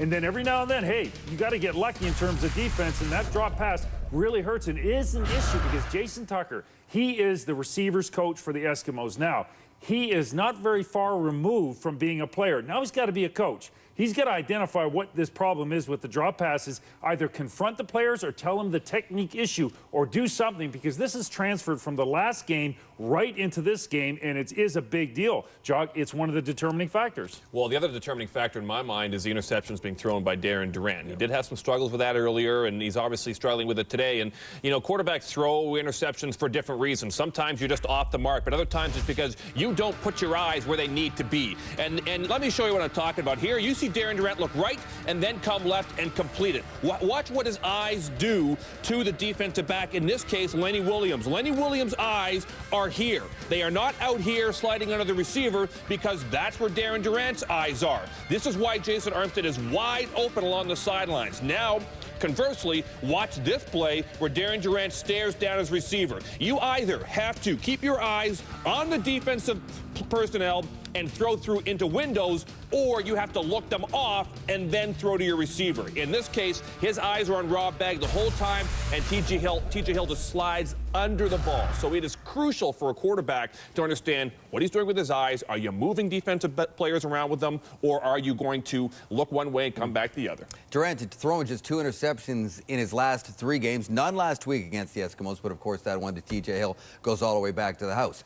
One completion he did throw into the end zone happened in the first quarter. We'll show it to you right here as Durant goes back to pass and is going to throw it in for Andy Fantuz. This was right after the interception return for a touchdown. This drive comes all the way down, and it goes in for what we think is a big touchdown. However, that is taken off the board due to a no-end call. And just for a little clarification, let's have a little football 101, because the game moves so fast, and there's fans out there probably wondering what exactly happened. So take us through it, man. Yeah, well, we heard Bud Steen. He said the play was nullified because of legal formation, no end. And if we take a look at it, we see exactly what happens. It's pretty simple when you take a picture at it and slow it down. But like you said, Dave, things happen fast. When you look at here, you've got Keith Sholigan, he's right here. And when Keith goes in motion across here, what happens is it verifies and it cleans up the picture for you. And we'll look at Chris Best and Marcus Adams, now the 2 guys on the end of line of scrimmage. You've got right here, you've got Chris Best, and you've got Marcus Adams. Now it says a maximum of 2 players wearing an ineligible number, 50 through 69. You've got 66 and 51 in the line of scrimmage. Those 2 guys can only be eligible receivers if, in fact, they report to the officials beforehand. They did not do this, therefore making an illegal formation, no end, and clearly head coach Ken Miller was okay with the call, and it was very simple. They did not report these 2 ineligible numbers as eligible receivers, and so therefore you have no end in the line of scrimmage. You've been on the sidelines as a head coach. I'm not exactly sure who's responsible for all these reporting in numbers and making sure there's not too many men on the field, but as I said off the top, they've had some personnel issues on the field that have cost them 7 points in this game. Different teams have different arrangements. Sometimes the players are told you are responsible for reporting, and other times the coaches assign that responsibility to make sure that the player is tapped in the shoulder saying, go to that ref over there right now. Most of that happens prior to the ball game, and what I can do as a head coach is you give that responsibility to one of your assistant coaches, and that falls on them. But ultimately, it's on the head coach, Ken Miller. Schultz, you know that sack? Yes. Durant's been sacked 4 times. That one where 3 guys arrived at the same time. I added up. 760 pounds hit him at the same time. That's a small car. Ty Ellis, TJ Hill, Eric Taylor. Ouch. You love that, don't you? I like that. Love that. Got somebody in the house! Got somebody in the house! And Durant looks for Rob Bagg. It's intercepted. TJ Hill down down the sidelines. Touchdown. Robinson fumbles it. Pile up in the end zone. Touchdown, Saskatchewan.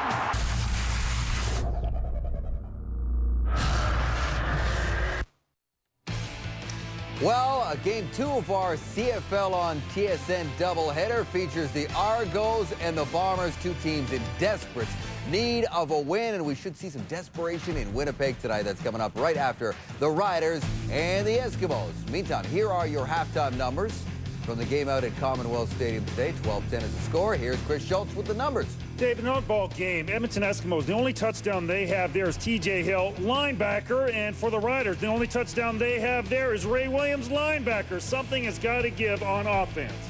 Ken Miller is the head coach with the 2-point lead. He just spoke with our Ryan Rashad. Well, Ken, we're almost getting blown away here on the sidelines. How much has the wind impacted what you want to do in this game, and how do you think you've been dealing with it? Well, certainly the wind is a major factor here in this particular game, and we've been dealing with the weather okay. We just haven't done very well with our personnel groupings, so we need to do better with that. Quarterback throws an interception early in the game. How do you think he responded to that? Well, he came back and he's playing reasonably well now. We just have to make sure that we substitute well and play well in this second half. Thanks, Ken. Thank you. Yeah, there you go. I don't think we'll have any more too many men calls against the Saskatchewan. He seemed to be concerned about that. James Cebulski is here with a Sports Center update. What's going on, James? Well, Tiger Woods, we saw on moving day, normally he just seems to pull away from the pack, but in the last few months, especially since the PGA Championship, moving day hasn't been quite so favorable for Tiger. $10 million, the FedEx Cup Championship on the line, third round. Tiger started the day in the lead, but struggled. He's now 2 back after shooting a 1-under-69. New leader Kenny Perry fired an impressive 64. Jays and Mariners tied at 4 in the 10th. Not anymore.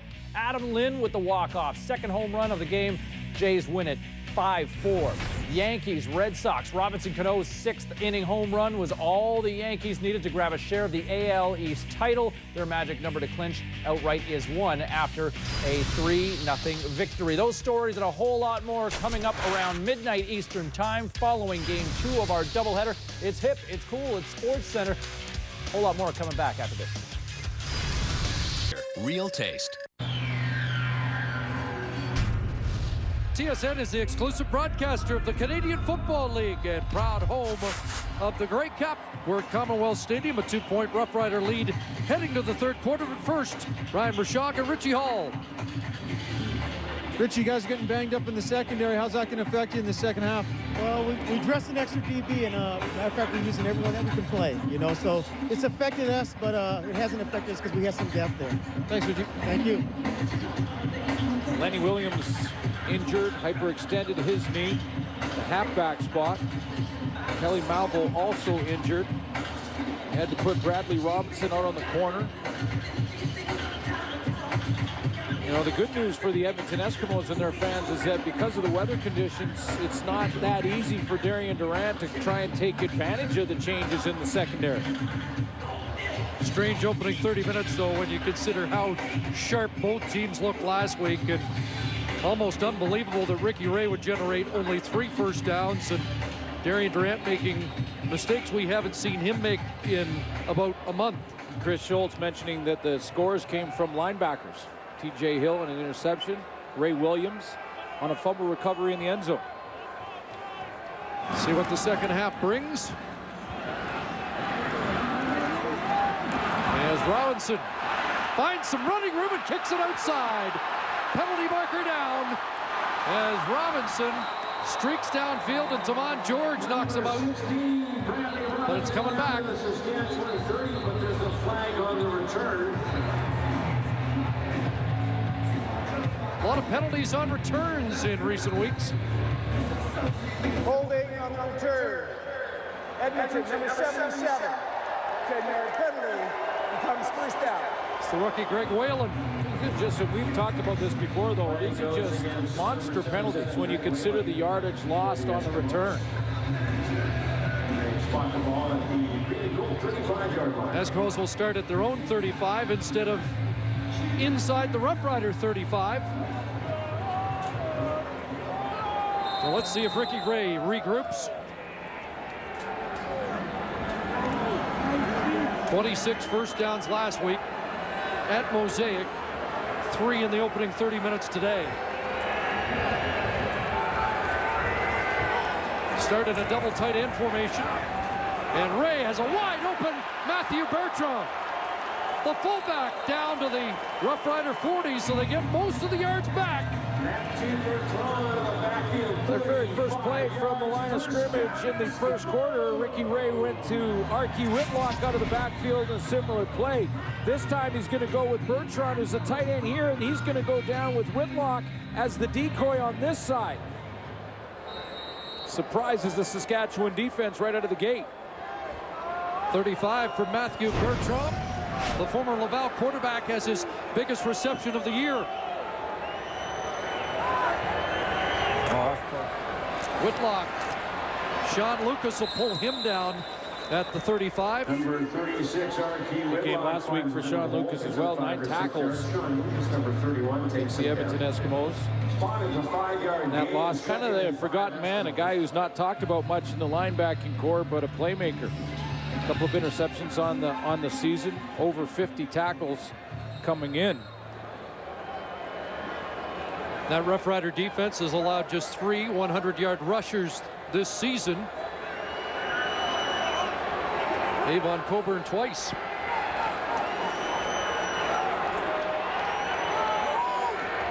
Second and 4. And that pass incomplete. A bump there by Lance Frazier that he gets away with. Fred Stamps the intended target. Frazier's just sitting up here, and he's the halfback as Stamps is going to come and try and run this little slant route inside. And he makes a little contact as he makes his break, but gets away with it. There's contact there, and then the ball arrives. And I've seen penalty flags thrown for less than that. Usually see the receiver try to help the official a little bit more, but Stamps shrugged it off. Bertrand late getting into the formation. A field goal attempt to 42 for Prefontaine. Wind at his back. Rough Riders will have it in the fourth quarter. And Prefontaine right down the middle. And that puts Edmonton in the lead by 1.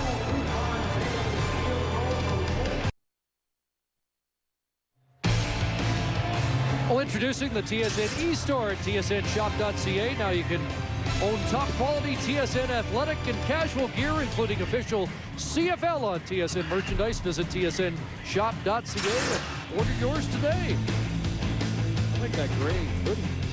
We haven't got that nice gear, have we? I guess we got to go to tsnshop.ca. I was going to say, did you get a package sent? Because Of course, nobody's mistaken us for models either. No. So.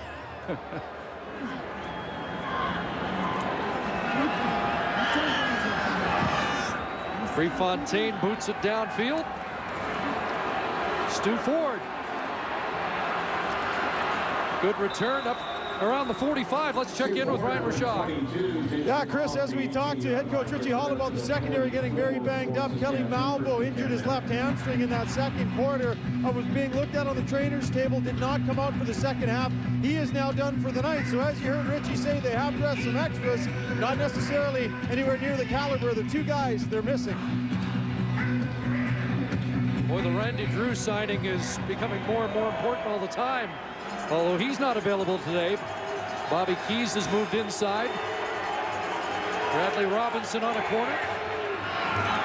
And that pass for Weston Dressler, and can Darian Durant exploit this makeshift secondary? Well, it'll start up front. He's going to need his offensive line to give him the protection necessary so that he can extend the play a little bit longer and see if he can work on the young secondary for the Edmonton Eskimos. But if he doesn't get the time like he was not getting late in that first half, it won't matter, because a good pass rush always trumps challenges in your secondary. Reminds me of Jeff Garcia, 95 Labor Day. The Eskimos lost a couple of DBs that day, and Jeff Garcia passed for over 500 yards. Was Cage short carry, 3 yards? Well, they moved Jamar Williams to the wide side of the field, who just signed, played 1 game in Montreal last year. He's on the practice roster with the Patriots a couple of years, so he's to the wide side. and he'll be to the wide side of the field. That means that it'll be tougher for Darian Durant to go after him in a one-on-one situation. That's a little harder. But they've also had to juggle and move Bradley Robinson a backup into halfback, and that's a little easier to exploit. 2nd and 7 from the Eskimo 50. Here comes the rush. And Durant underneath. There's a catch for Fantus, cut down inside the 40 by Bobby Keys, but a first down. This is all Darian Durant as he just gives up some yardage, backs himself out of there, but keeps his eyes down the field. Takes that shotgun snap. Now watch this, he's just going to retreat a little bit. He feels the pressure, retreats to his right just a little bit more, buys himself a split second longer, and then gets it out there.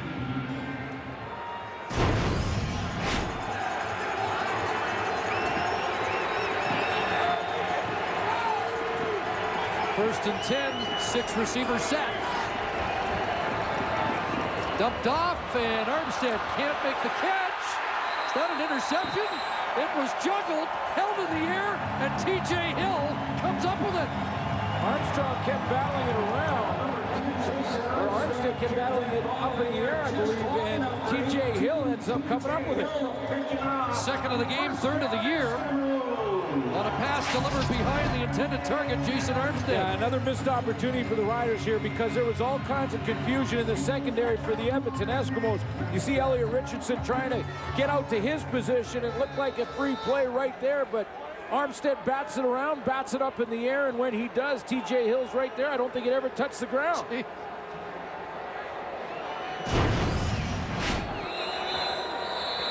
And is the challenge flag going to be tossed? Yes. Ken Miller and somebody upstairs tell him that you might want to look at that. It was bobbled 4 or 5 times, and did it once hit the turf, and maybe Armstead told the coach. This is a different angle, a different look. Does it ever touch the ground? It hasn't yet. Didn't there. Hard to see what happens when it. I don't think so. We just lost sight of it for a split second, but I agree, Chris. I don't think it ever did. No, it didn't. No, never hit the ground.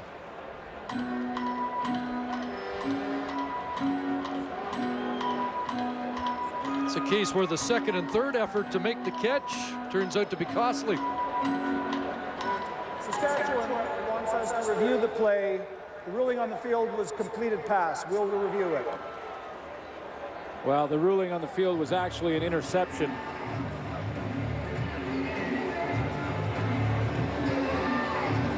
They want to review to see if that ball, I'm sure Ken Miller's review here is to see if that ball touched the ground and would be ruled incomplete.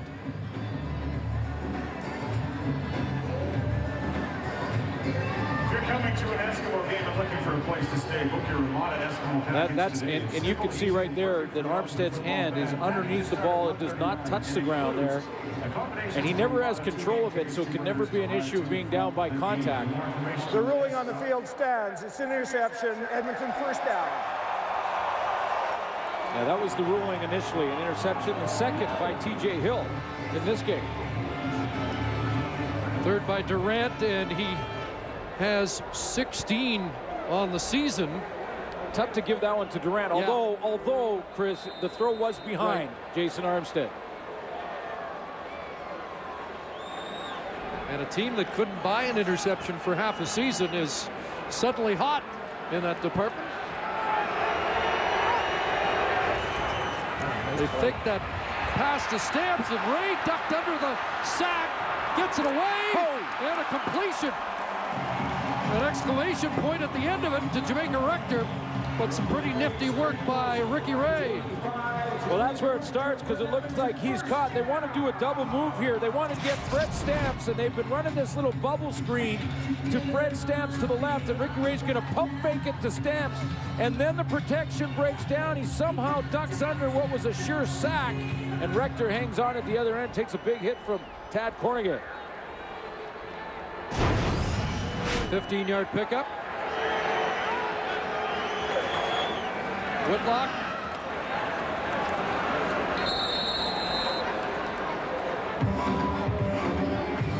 guys in the Rider defense that we have not talked much about just one time was Stevie Baggs and John Chick. Stevie Baggs had one good tackle on the sideline. Big sack last week. John Chick, they combined coming in for 16 sacks on the season. Eskimos have 4. Roughriders have 1 today. That by Keith Shulligan. 2nd and 7. Lucas on the blitz. Ray got it away, but batted, and Shulligan almost came up with the interception. Sean Lucas off the edge. You know, he has pretty good hands. Got a touchdown catch. That's right. And if I'm not mistaken, it was against the Edmonton Eskimos in game 1. But he does have a touchdown pass. Oh, excuse me, it was a Hamilton Tiger catch. That's right, and he makes a touchdown catch. So that one just out of his reach. So there's the difference with and without the wind, and the wind at the back of Prefontaine here. And Dressler waits. Dressler at his 13, and great cover that time by Tamara Williams. 53-yard move.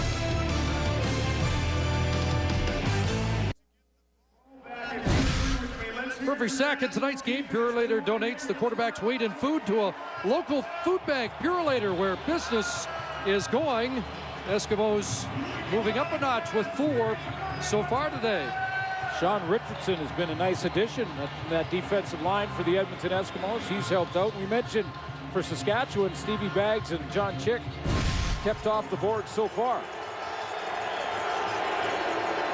Roughriders start at their own 15.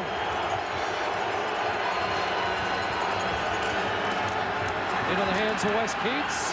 Kai Ellis there. Cates with 5 to the 20. And goes to number 20, Wes Cates. 93, Kai Ellis in on the stop for the Eskimos. Cates picks up 5. Wes Cates just under a 4-yard rushing average. Only had 1 catch last week. And really got to get Cates more involved in the passing game. 11 carries in this one. That average up a little bit. 6 yards away now from 3,000 in his CFL career. 2nd and 5. Here comes the blitz. Durant has time, and Getzlaff has the catch. And should have a first down right at the 25. Chris Getzlaff, who had 5 catches in the touchdown last week. The one thing for Darian Durant is that the blitz is coming right in front of him, so he sees the pressure coming from the secondary and Elliot Richardson, so he can retreat a little bit to his right to try and avoid that pressure. But still, there again is Sean Richardson right up in his face. He's been in the backfield a ton.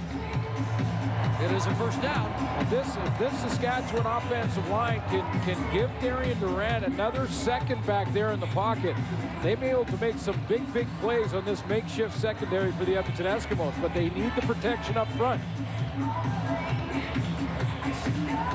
Big block by Jeremy O'Day on Richardson there, the 2-time All-Canadian, the Tom Payton Award winner last year. Back to Cates, and he'll drag bodies for another 6-yard carry. Eric Taylor brings him down.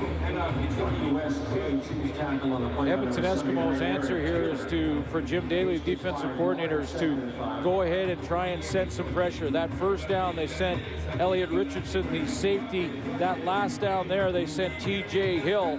As he signals in the next one, a big Eric Taylor makes his way to the sideline.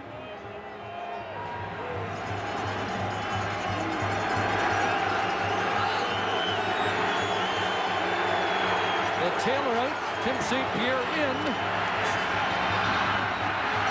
And Durant has to dance. And Dario Romero brings him down. Ball popped loose. And the ruling that the play had been whistled down. You know, it's not even necessarily the sacks. It's just the pressure. It's the fact that Darian Durant in that pocket is not able to set up and relax and find that target downfield. You know, it's easy to say with the rookies in the secondary, why aren't they just going after him? But when you're on the run as a quarterback like that, you're running for your life. There's no chance you can get the ball down there. 3rd and a yard and a half, and the punt team comes on. Dario Romero missed most of last week. Had a touch of the flu or food poisoning, and didn't take many snaps defensively for Edmonton.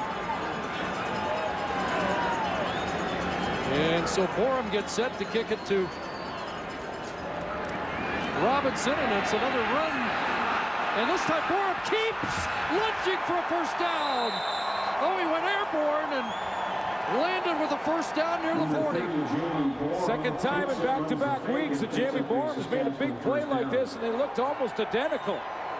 But every single punch for Borum in this game, he has run towards the line of scrimmage and been able to either take a peek and kick it on the run, or he has the option to take off and try and get the first down, which he does here. And when he does kick it on the run, that is a very difficult skill to master. Big first down. Keeps the ball in the hands of the Roughriders, working against the wind with under 5 minutes to go in the 3rd quarter. And Dressler, it goes to Jerron Walker. Oh, a big tip drill catch by Walker to the Edmonton 35. I don't think they called it, but it worked.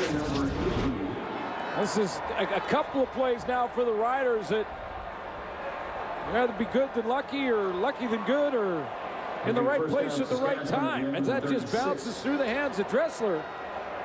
It looked like Jason Goss thought he had an interception over his shoulder. And Walker takes off. It's out of the Denver Bronco playbook, and Jerron Walker has his first catch of the day. Elliot Richardson saves a touchdown there by Walker.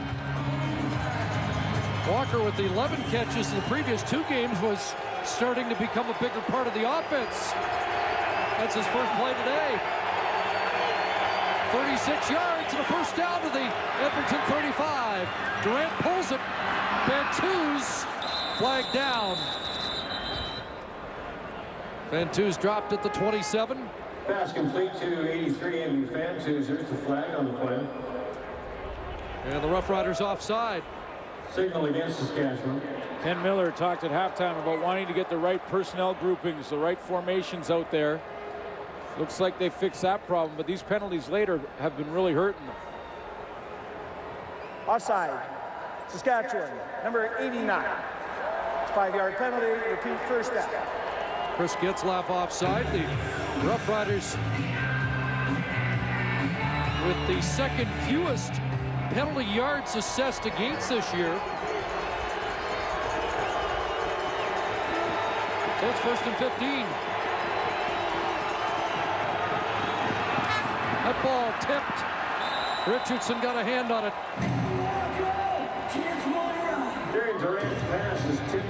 Well, it's not Friday night, but if it was, I'd have my eye on Sean Richardson right now. He's made an impression in his first start. Well, he's got a good get-off. He comes out of the stance and really explodes. That time he showed a good vertical jump. Athletic defensive end. Been in the backfield. He's been a nightmare for Darian Durant. Good wingspan at 6'3", 260, and they're making noise at Commonwealth, 2nd and 15. Durant rolling. A bag, and he's cartwheeled by Jamara Williams, short of the first down. Pretty good blocking up front to get Darian Durant outside of containment.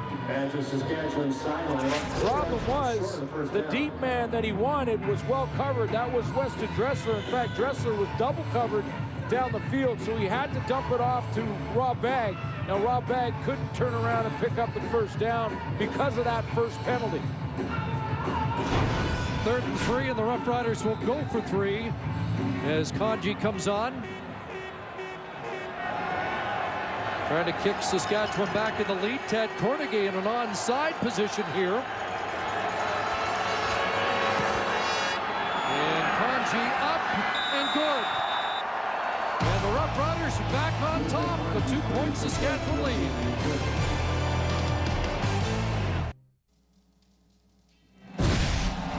Well, still time to enter.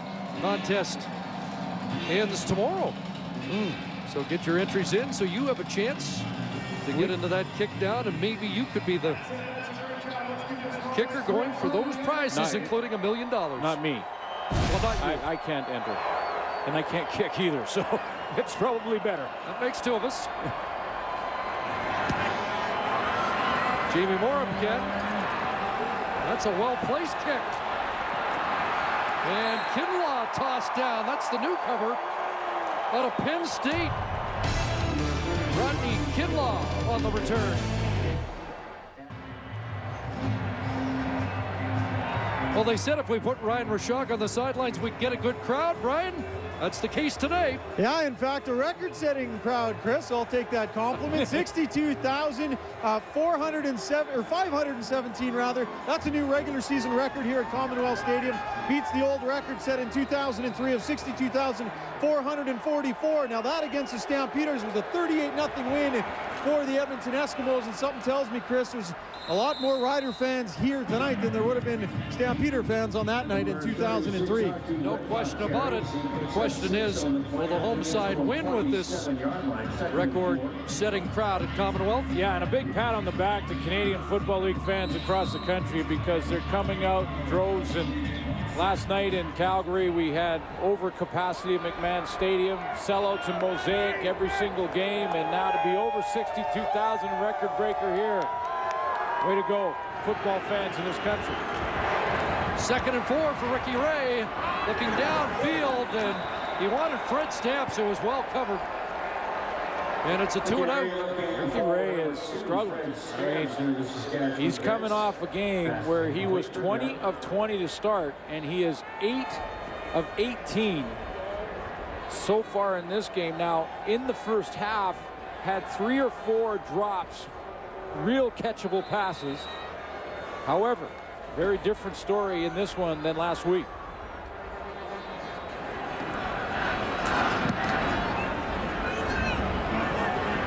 Here's Armstead at his 39. And Mo Lloyd downfield in a hurry.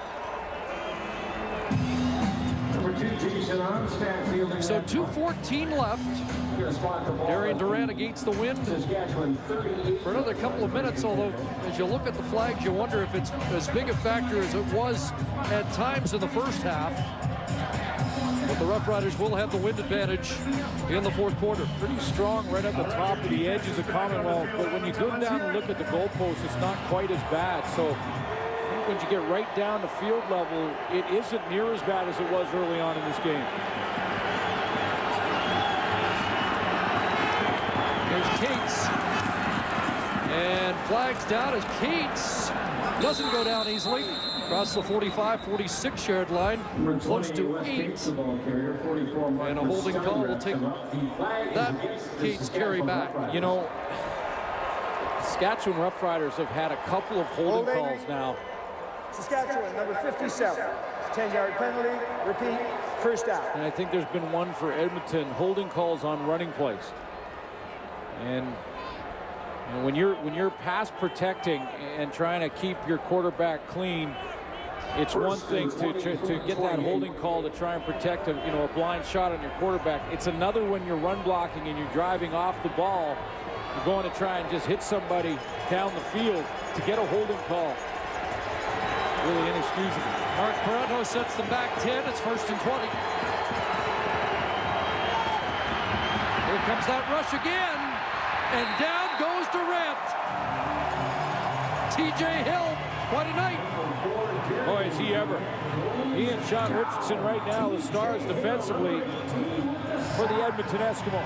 2 interceptions and now a pair of sacks for TJ Hill. Watch for 4 and the play makes it 2nd and 24 for the Roughriders. Just from the right of your screen, Andy Fantuz looks like he was going to try and step up and block him. Cates took him for a second, but when Durant stepped up in the block, he ran right into him. TJ Hill just out-muscled Wes Cates to get to the quarterback. 2nd and 24. Screen. And here comes Cates. If he gets a block, he might have something. And wrestled down by Jason Goss. Up at the 35. You know, but the Roughriders will have to kick.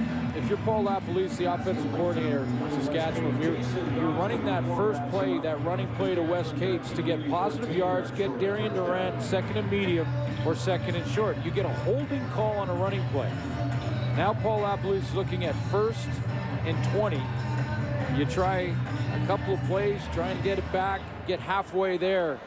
I mean, a holding call on a running play really takes the game out of the offensive coordinator's hands.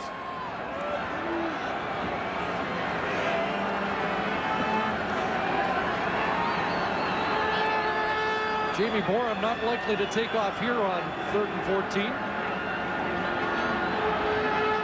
Taking the time down, 1 second, and they snap the ball and will run to the right before he drills it. Here's Jamaica Rector, gets the corner, flags, and another flag. Boy, we got a flag on just about every return, haven't we? Number 85, Jamaica Rector gets the ball into Saskatchewan territory. Yeah, no question, and that's been over the last month or so of the season. And you know, both, you know, at times you could say, well, the officiating, and times you could say it's the players. I mean, you just have to, you can't hold. Holding on the run back. Edmonton, number 35. It's a 10-yard penalty, becomes first down. Bobby Keys draws the flag. Bradley Robinson had a return for around 45 yards that was brought back. Now that return brought back. You see, if you see the back numbers, you don't touch the guy, and you can never grab on to jersey and hold. You can see to the right of your screen, there's Keys, and you can see he grabs Patrick's jersey. So this will be the final play. A little grab. Little grab. Not a major grab. But on a guy who could have made the play, so. Yeah.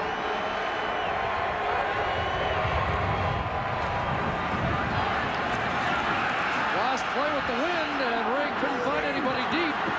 Does find Rector for a first down. Devon George with the tackle through 45 minutes of this Western tussle.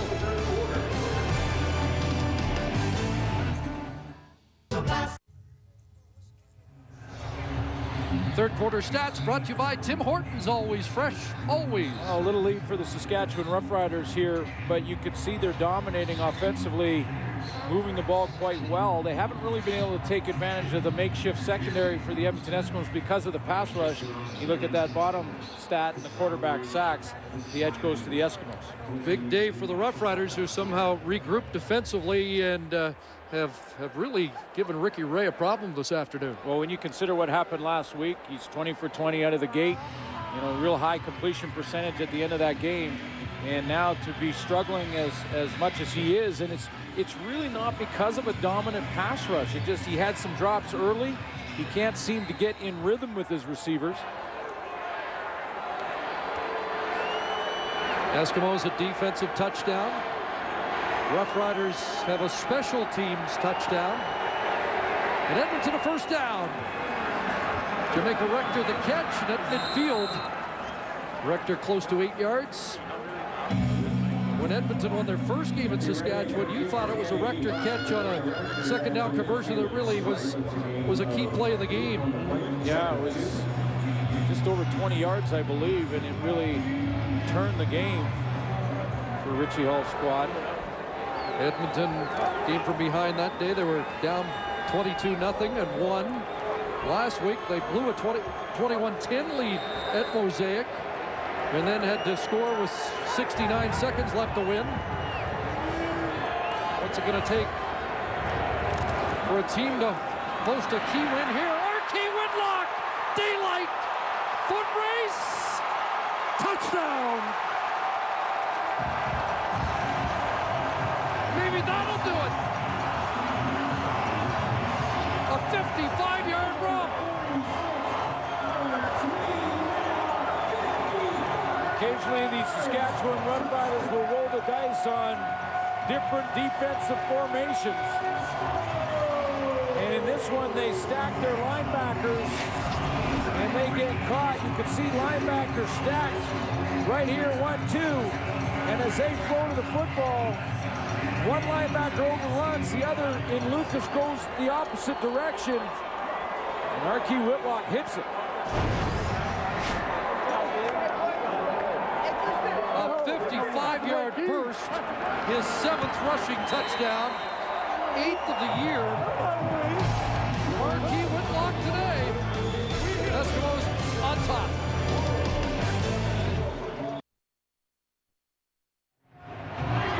I'll show you that stacked linebacking set again. There's Ray Williams behind Sean Lucas, and he's going to flow to the football this way, but because I think he's in behind Lucas, may not see the play until too late, then he overruns the hole and can't cut back. He is playing with a knee brace in his first game back and just didn't have the mobility to get back into the hole, and Lucas tracked Ricky Ray on that fake bootleg. I love you, Daddy. You say I'll never give you a shout out. Longest run of the year for R.Q. Whitlock. 55 yards, now Stu Ford up to the 45-yard line. Whitlock has 7 touchdown rushes on the year, and that's the 4th against Saskatchewan. Quite the average. Good blocking up front as the Edmonton Eskimos go into that tight end set. Matthew Bertrand in there. He cuts off a pursuing Mike McCullough. McCullough can't get there because he was buried in the line. So big blocks up front. One guy can make the play on that one for Saskatchewan. It's Ray Williams, and he overran it. Then Whitlock just uses his speed. Dressler caught that on his shoe tops. Short gain. Brought down by Bradley Robinson.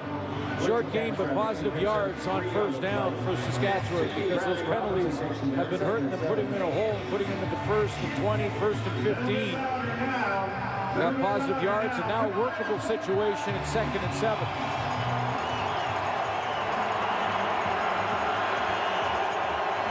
Making noise, 2nd and long.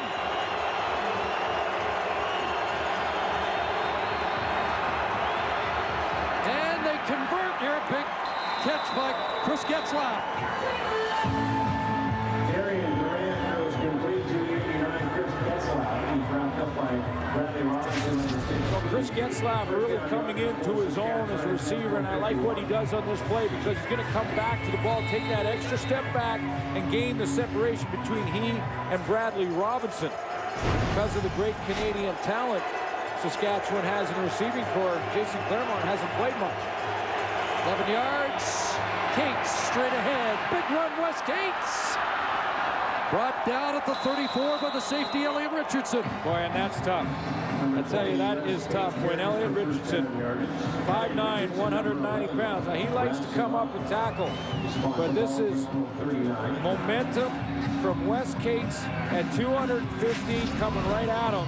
And if he misses the tackle, Cates scores just like R.Q. Whitlock just did. Here he comes up the thing, and this is difficult to do because there's lots of room on either side of him, and he steps up and throws himself in there. 17 for Cates, up to 79 on the day. 1st and 10, Durant, and Fantuz brings it down. At the 20, another Saskatchewan first down. T.J. Hill was complaining that Andy Fantuz gave him a little push as he broke to the out. We have a great look at the one-on-one matchup. Fantuz turns, and that's no push at all. You're allowed to come out of your break like that, turn your body. Got a little bit of contact, but you got to let that go. That 4th lead changes on the day. The Roughriders trying to design the 5th. Trying to answer the Whitlock touchdown. Flared out. Dressler. And Weston Dressler has another first down inside the 10. Bradley Robinson the stop. Drew up for you early in this game, and another way to use Weston Dressler. See how they hide him in behind the other slot backs that are up here in front of him. They hide him back there like that so that now they can just do this little bubble screen, and they've got some blocking in front. Andy Fantuz and Chris Getzlaff and Rob Bagg all can pick up a block.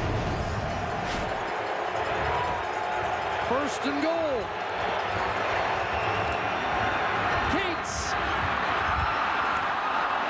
That ball popped loose. Who's got it? Edmonton looks like they've got it. Well, they're saying second down. Someone said set, yeah. Okay, Bud Steen, one of the officials looked like he signaled Edmonton football, but Saskatchewan does have it, and Dario Romero down. And it's going to need attention. And there's a guy on a goal line stand the Eskimos would dearly love to have. Yes, and the entire province just west of us is now taking a breath. Ripped out, and then the pile up. And who came up with it? Is that Mark Parento who fell on top of got the football? Remember Archie Whitlock last week fumbled at the 2 and scooped up for a 108-yard touchdown. Well, that was a fumble too. That was no out. question. Yeah. So Romero down in that pileup, and will step out. I've won. Well, anxious moments for Ken Miller and the Riders in Edmonton. Over on the right side of your screen, there is Mike Kelly, head coach of the Bombers, getting ready for Game 2, Winnipeg and Toronto tonight.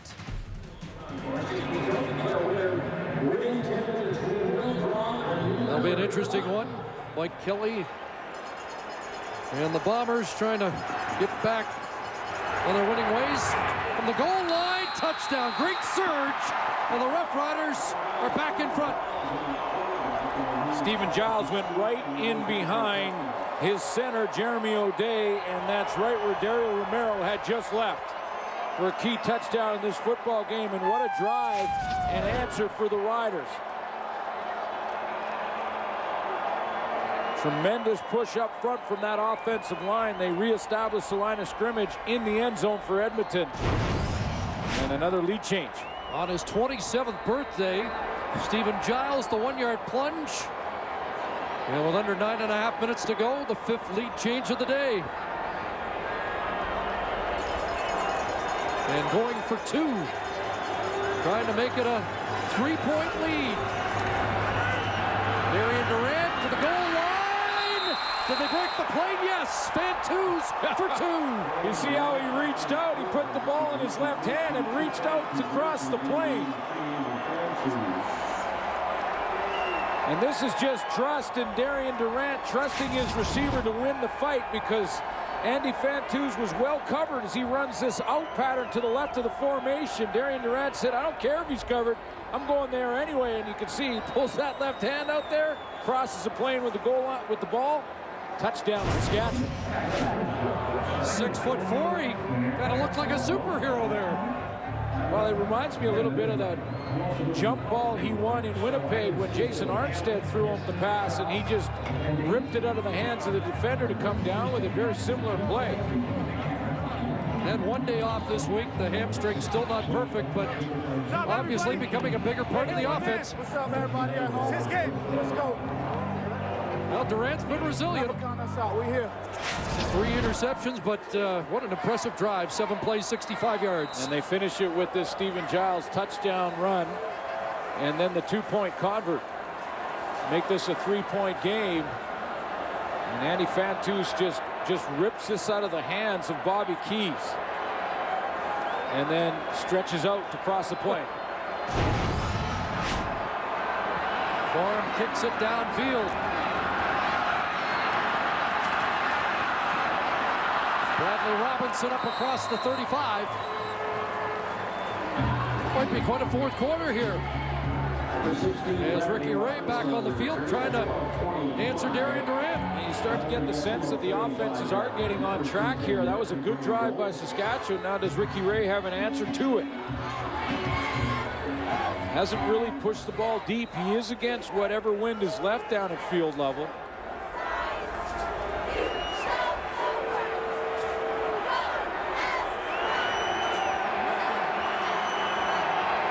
They go 2 back with Bertrand now setting up at the tight end. Play action fake. Pressure from Baggs. And Bertrand with the catch. Eased out by Sean Lucas at the 39, gain of 4. A guy we haven't seen involved too much in this offense is Fred Stamps. Fred Stamps coming off a 100-yard game last week, he and Maurice Mann, and has been a guy that when you throw it, even if it's an intermediate or underneath route, Stamps can make things happen with his legs after the catch. He's been pretty quiet, and he's usually been matched up on Eddie Davis. Stamps, who was second coming into the weekend in receiving, 11 back at Jermaine Copeland when the weekend began. A pump from Ray. Anybody open? Time running out, and there's a wide open Jamaica Rector, and he's got the catch, and yards after the catch. Jolted out by Lucas at midfield, but Jamaica Rector was all by himself.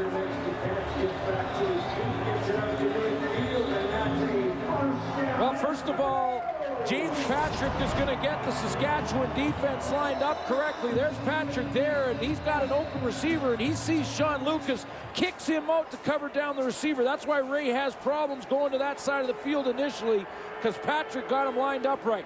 Then Ray just makes it up as he goes along and finds an open receiver and Rector on the sideline. 5th catch for Rector. It goes for 16 yards and a first down. Back to Whitlock.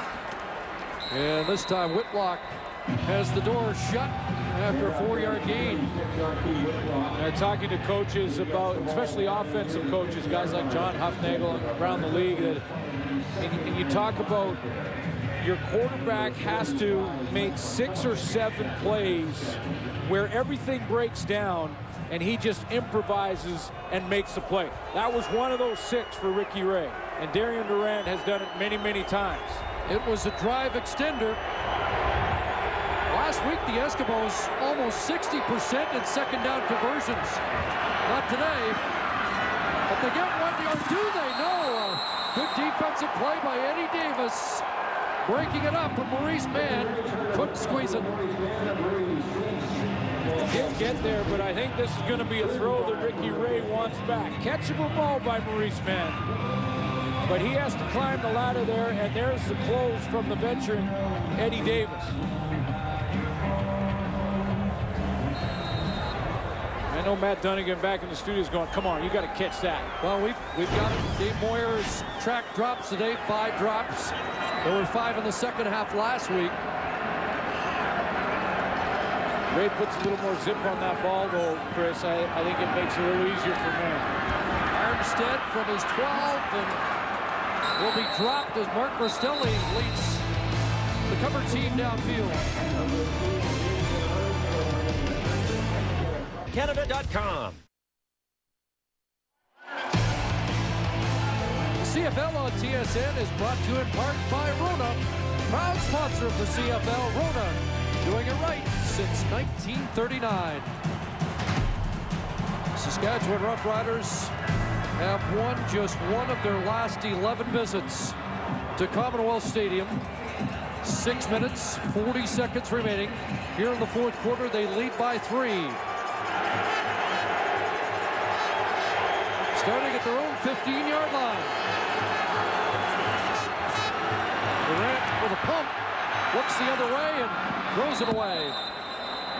Mentioned guys we hadn't talked a lot about when Edmonton had the ball. Now when they don't, one guy, a former Saskatchewan Roughrider, Maurice Lloyd, who really is coming off, I think it's been his best game of 2009 a week ago.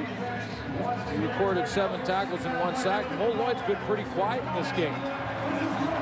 Good news for the Eskimos. Dario Romero back at defensive tackle.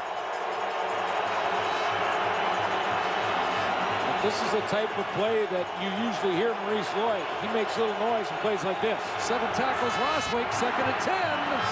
Underneath, the catch is made, and Pantouz is stopped at the 20-yard line. Kai Ellis and Maurice Lloyd. Kai Ellis reads this because he's up in the line of scrimmage. Maurice Lloyd's going to drop out. There's Lloyd and there's Ellis right beside him. Plays designed to get it underneath to Andy Pantouz and have him turn, but you see Ellis with a little jam. That buys him some time. Now they're attacking, one inside out, one inside in. Not a lot of room for Andy Pantouz to run with the football.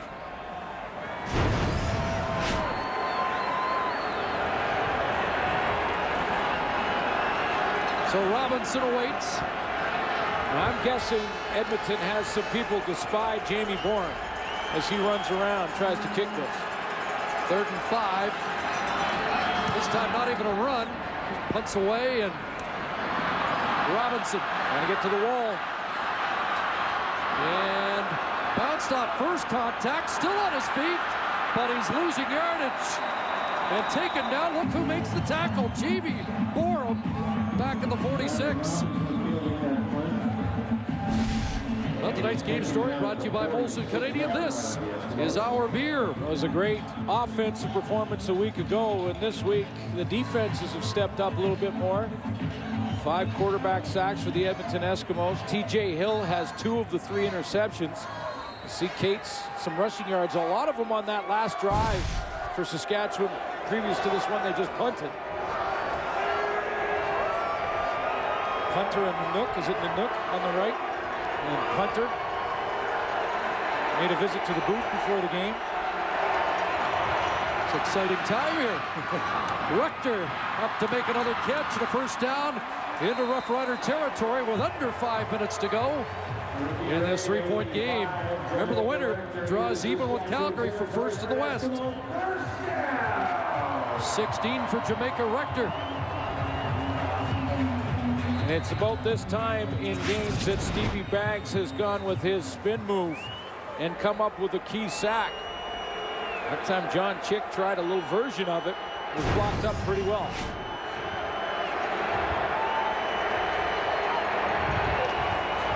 Whitlock, nothing there. Maybe a yard. Whitlock with 85 on the day.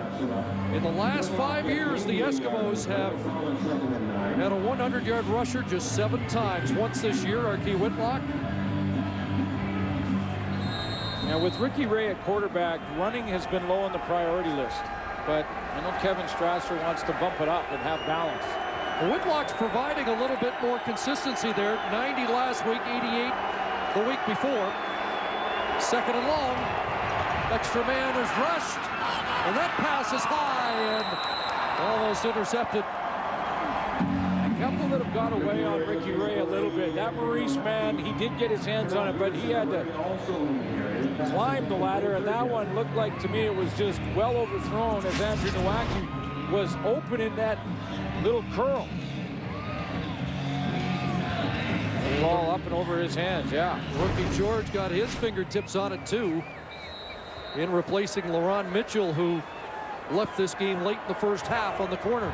Still plenty of time. I like this decision to punt by Richie Hall. Hangs up. Dressler at his 20. Marker for no yards. Or is it? We'll find out what that penalty flag's all about.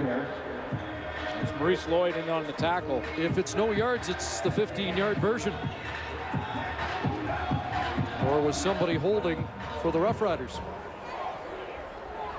No yards. Edmonton, number 88, 15-yard penalty, first down. 15-yarder costly, Nowacki.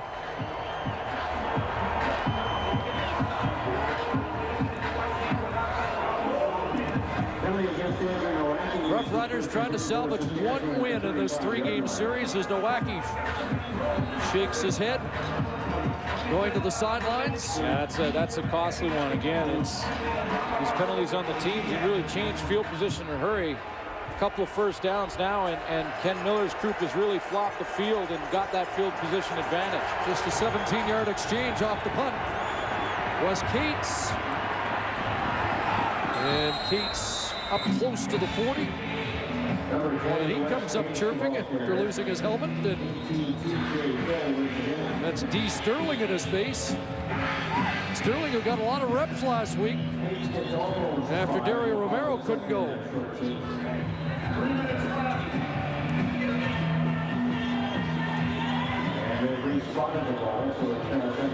And the 3-minute warning delivered to the benches here. We're going down to the wire at Commonwealth.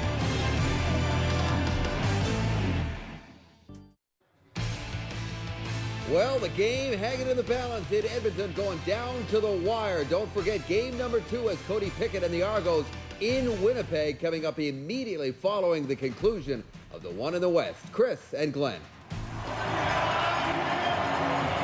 All right, thank you, David. Back at Commonwealth, Saskatchewan 2nd and 7.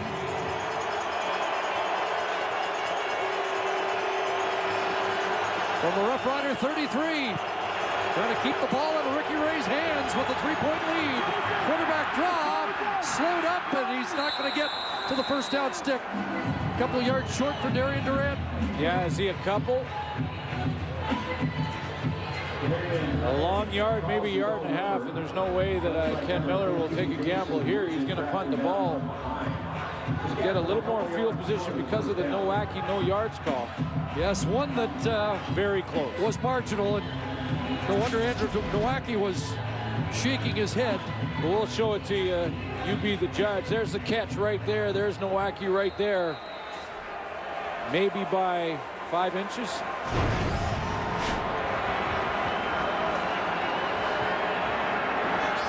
That was a big 15 yards. Yeah, it was. I mean, this Edmonton Eskimos real field position advantage. We'll see what happens on this return.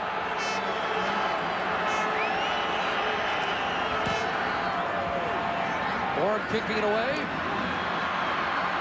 And Rector is contained. Darrell Freeman. Good downfield cover. You know, and not to belabor the point, but that no yards call that was that close. If everything's the same and you get that 15 yards back, Ricky Ray's working about 50-yard line going in, so real difference in field position. Jocelyn Fournette, the long snapper, shaken up on the play.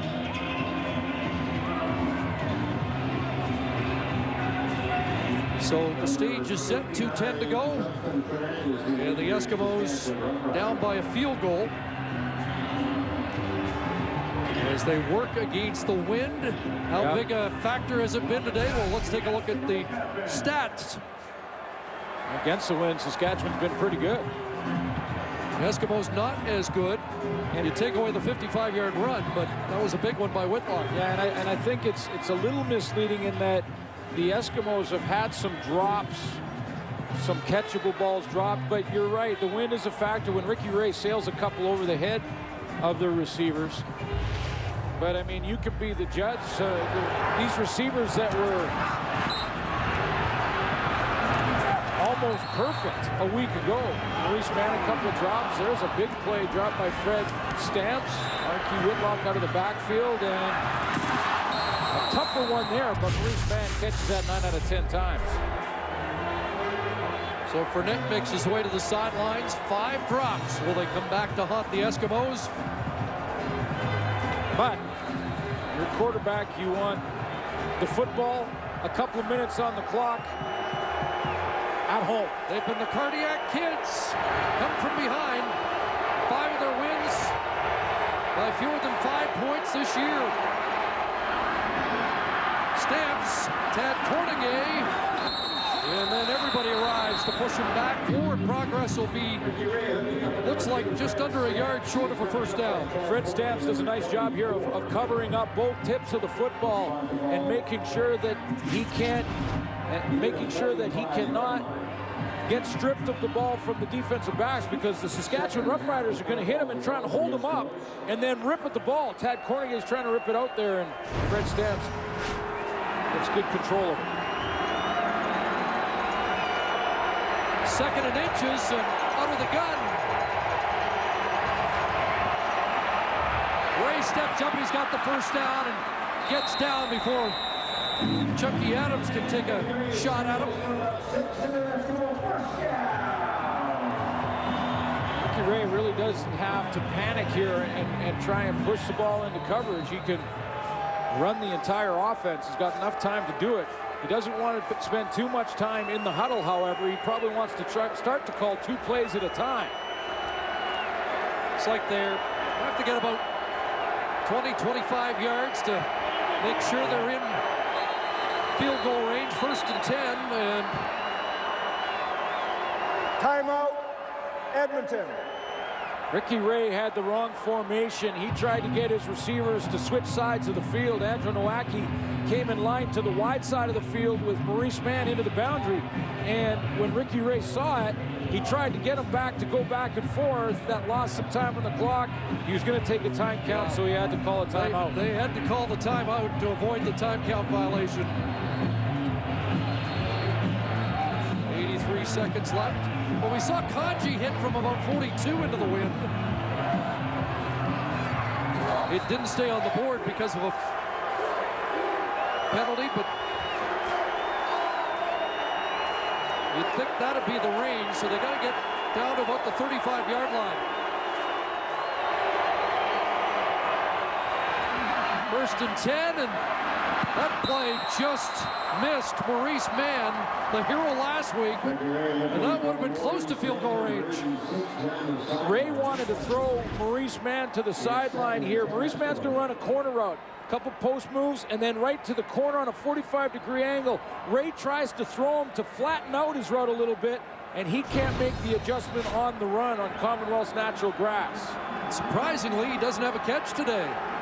He has a few drops. The ball has hit his hands a few times. 7 last week. And the game winner. 2nd and 10. Lucas blitzing. Quick hitter Peterson.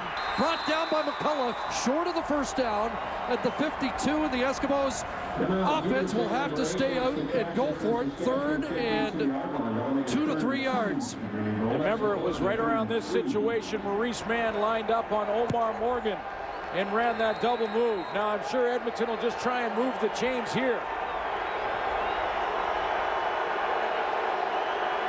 3rd down with the clock running down to a minute to go. This could be it. And it'll be 3rd and longer now. Joe McGrath backpedaling out of his stance. And this time Omar Morgan got up right in the face of Maurice Mann.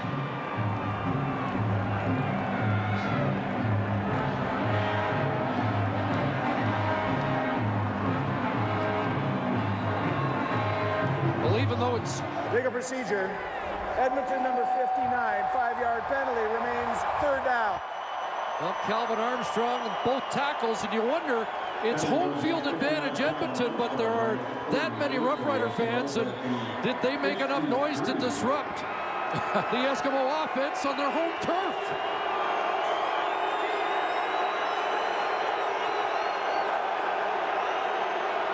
Now it's 3rd and 8. Ray, incomplete. Turnover on downs. 54 seconds left.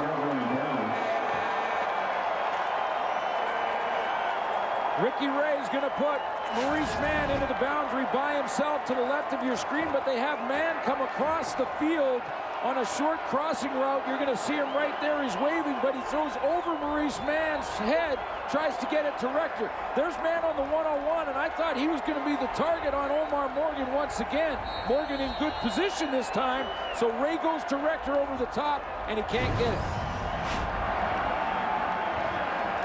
Flirted with perfection for a time last week. Much tougher time against the Roughriders defense today, and now Saskatchewan can kill the clock. Cates for the 48. Remember, the Eskimos had to burn their timeout. Can't stop the clock.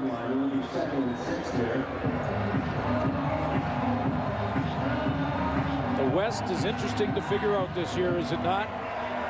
The Edmonton Eskimos can go into Mosaic Stadium and win twice. In order to sweep the series, they have to win here at home. And they struggle.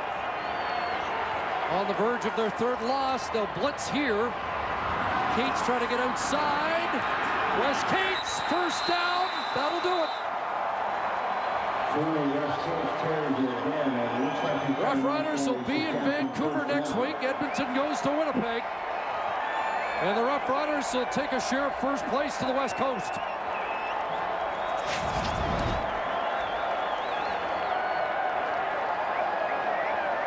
You know you have a good running game when you can run the ball, have success when everyone in the park knows you're going to run the ball.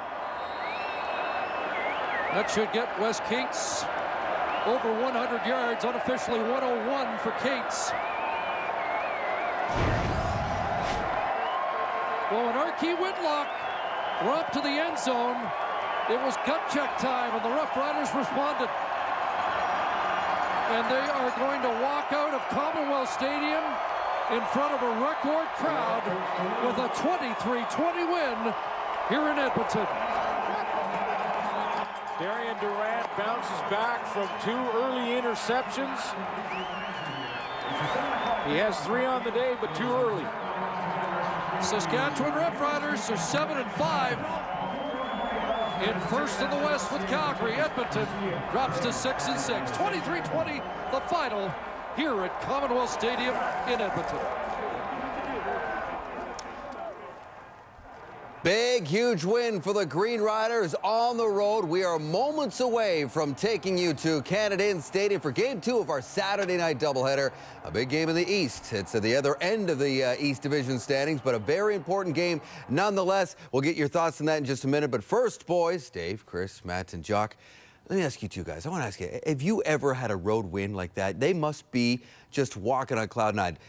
Commonwealth Stadium has been a house of horrors for the Riders. The largest crowd in the history of the stadium, and they pull it off, despite the fact they probably didn't play their best game. Thoughts, Chris? Well, it was a big game, considering the environment that Saskatchewan won this game in at Commonwealth with the big crowd. And, Matt, you mentioned it earlier. We were discussing previously how Ricky Ray had a fantastic game, but Darian Durant was kind of the missing element. I thought in a lot of ways Darian Durant outplayed Ricky Ray in this game, and that was another step in his evolution towards being a true starting quarterback for an entire year. Yeah, we've heard head coach Marcel Belfait of the Hamilton Tiger Cats talk about letting his young quarterback Quentin Porter play through some tough moments. Well, same thing with Ken Miller and Darian Durant here. And to win on the road and to win ugly, because they did win ugly offensively. Darian did not play his best football game, but what he did is he kept his team in it, and he limited his mistakes in the second half, and he learned how to win on the road in a very difficult place, like you say, Dave. And to me, that's a huge step forward. Sacked 5 times through that pick that was returned for an interception. Unbelievable. Big win for the Riders.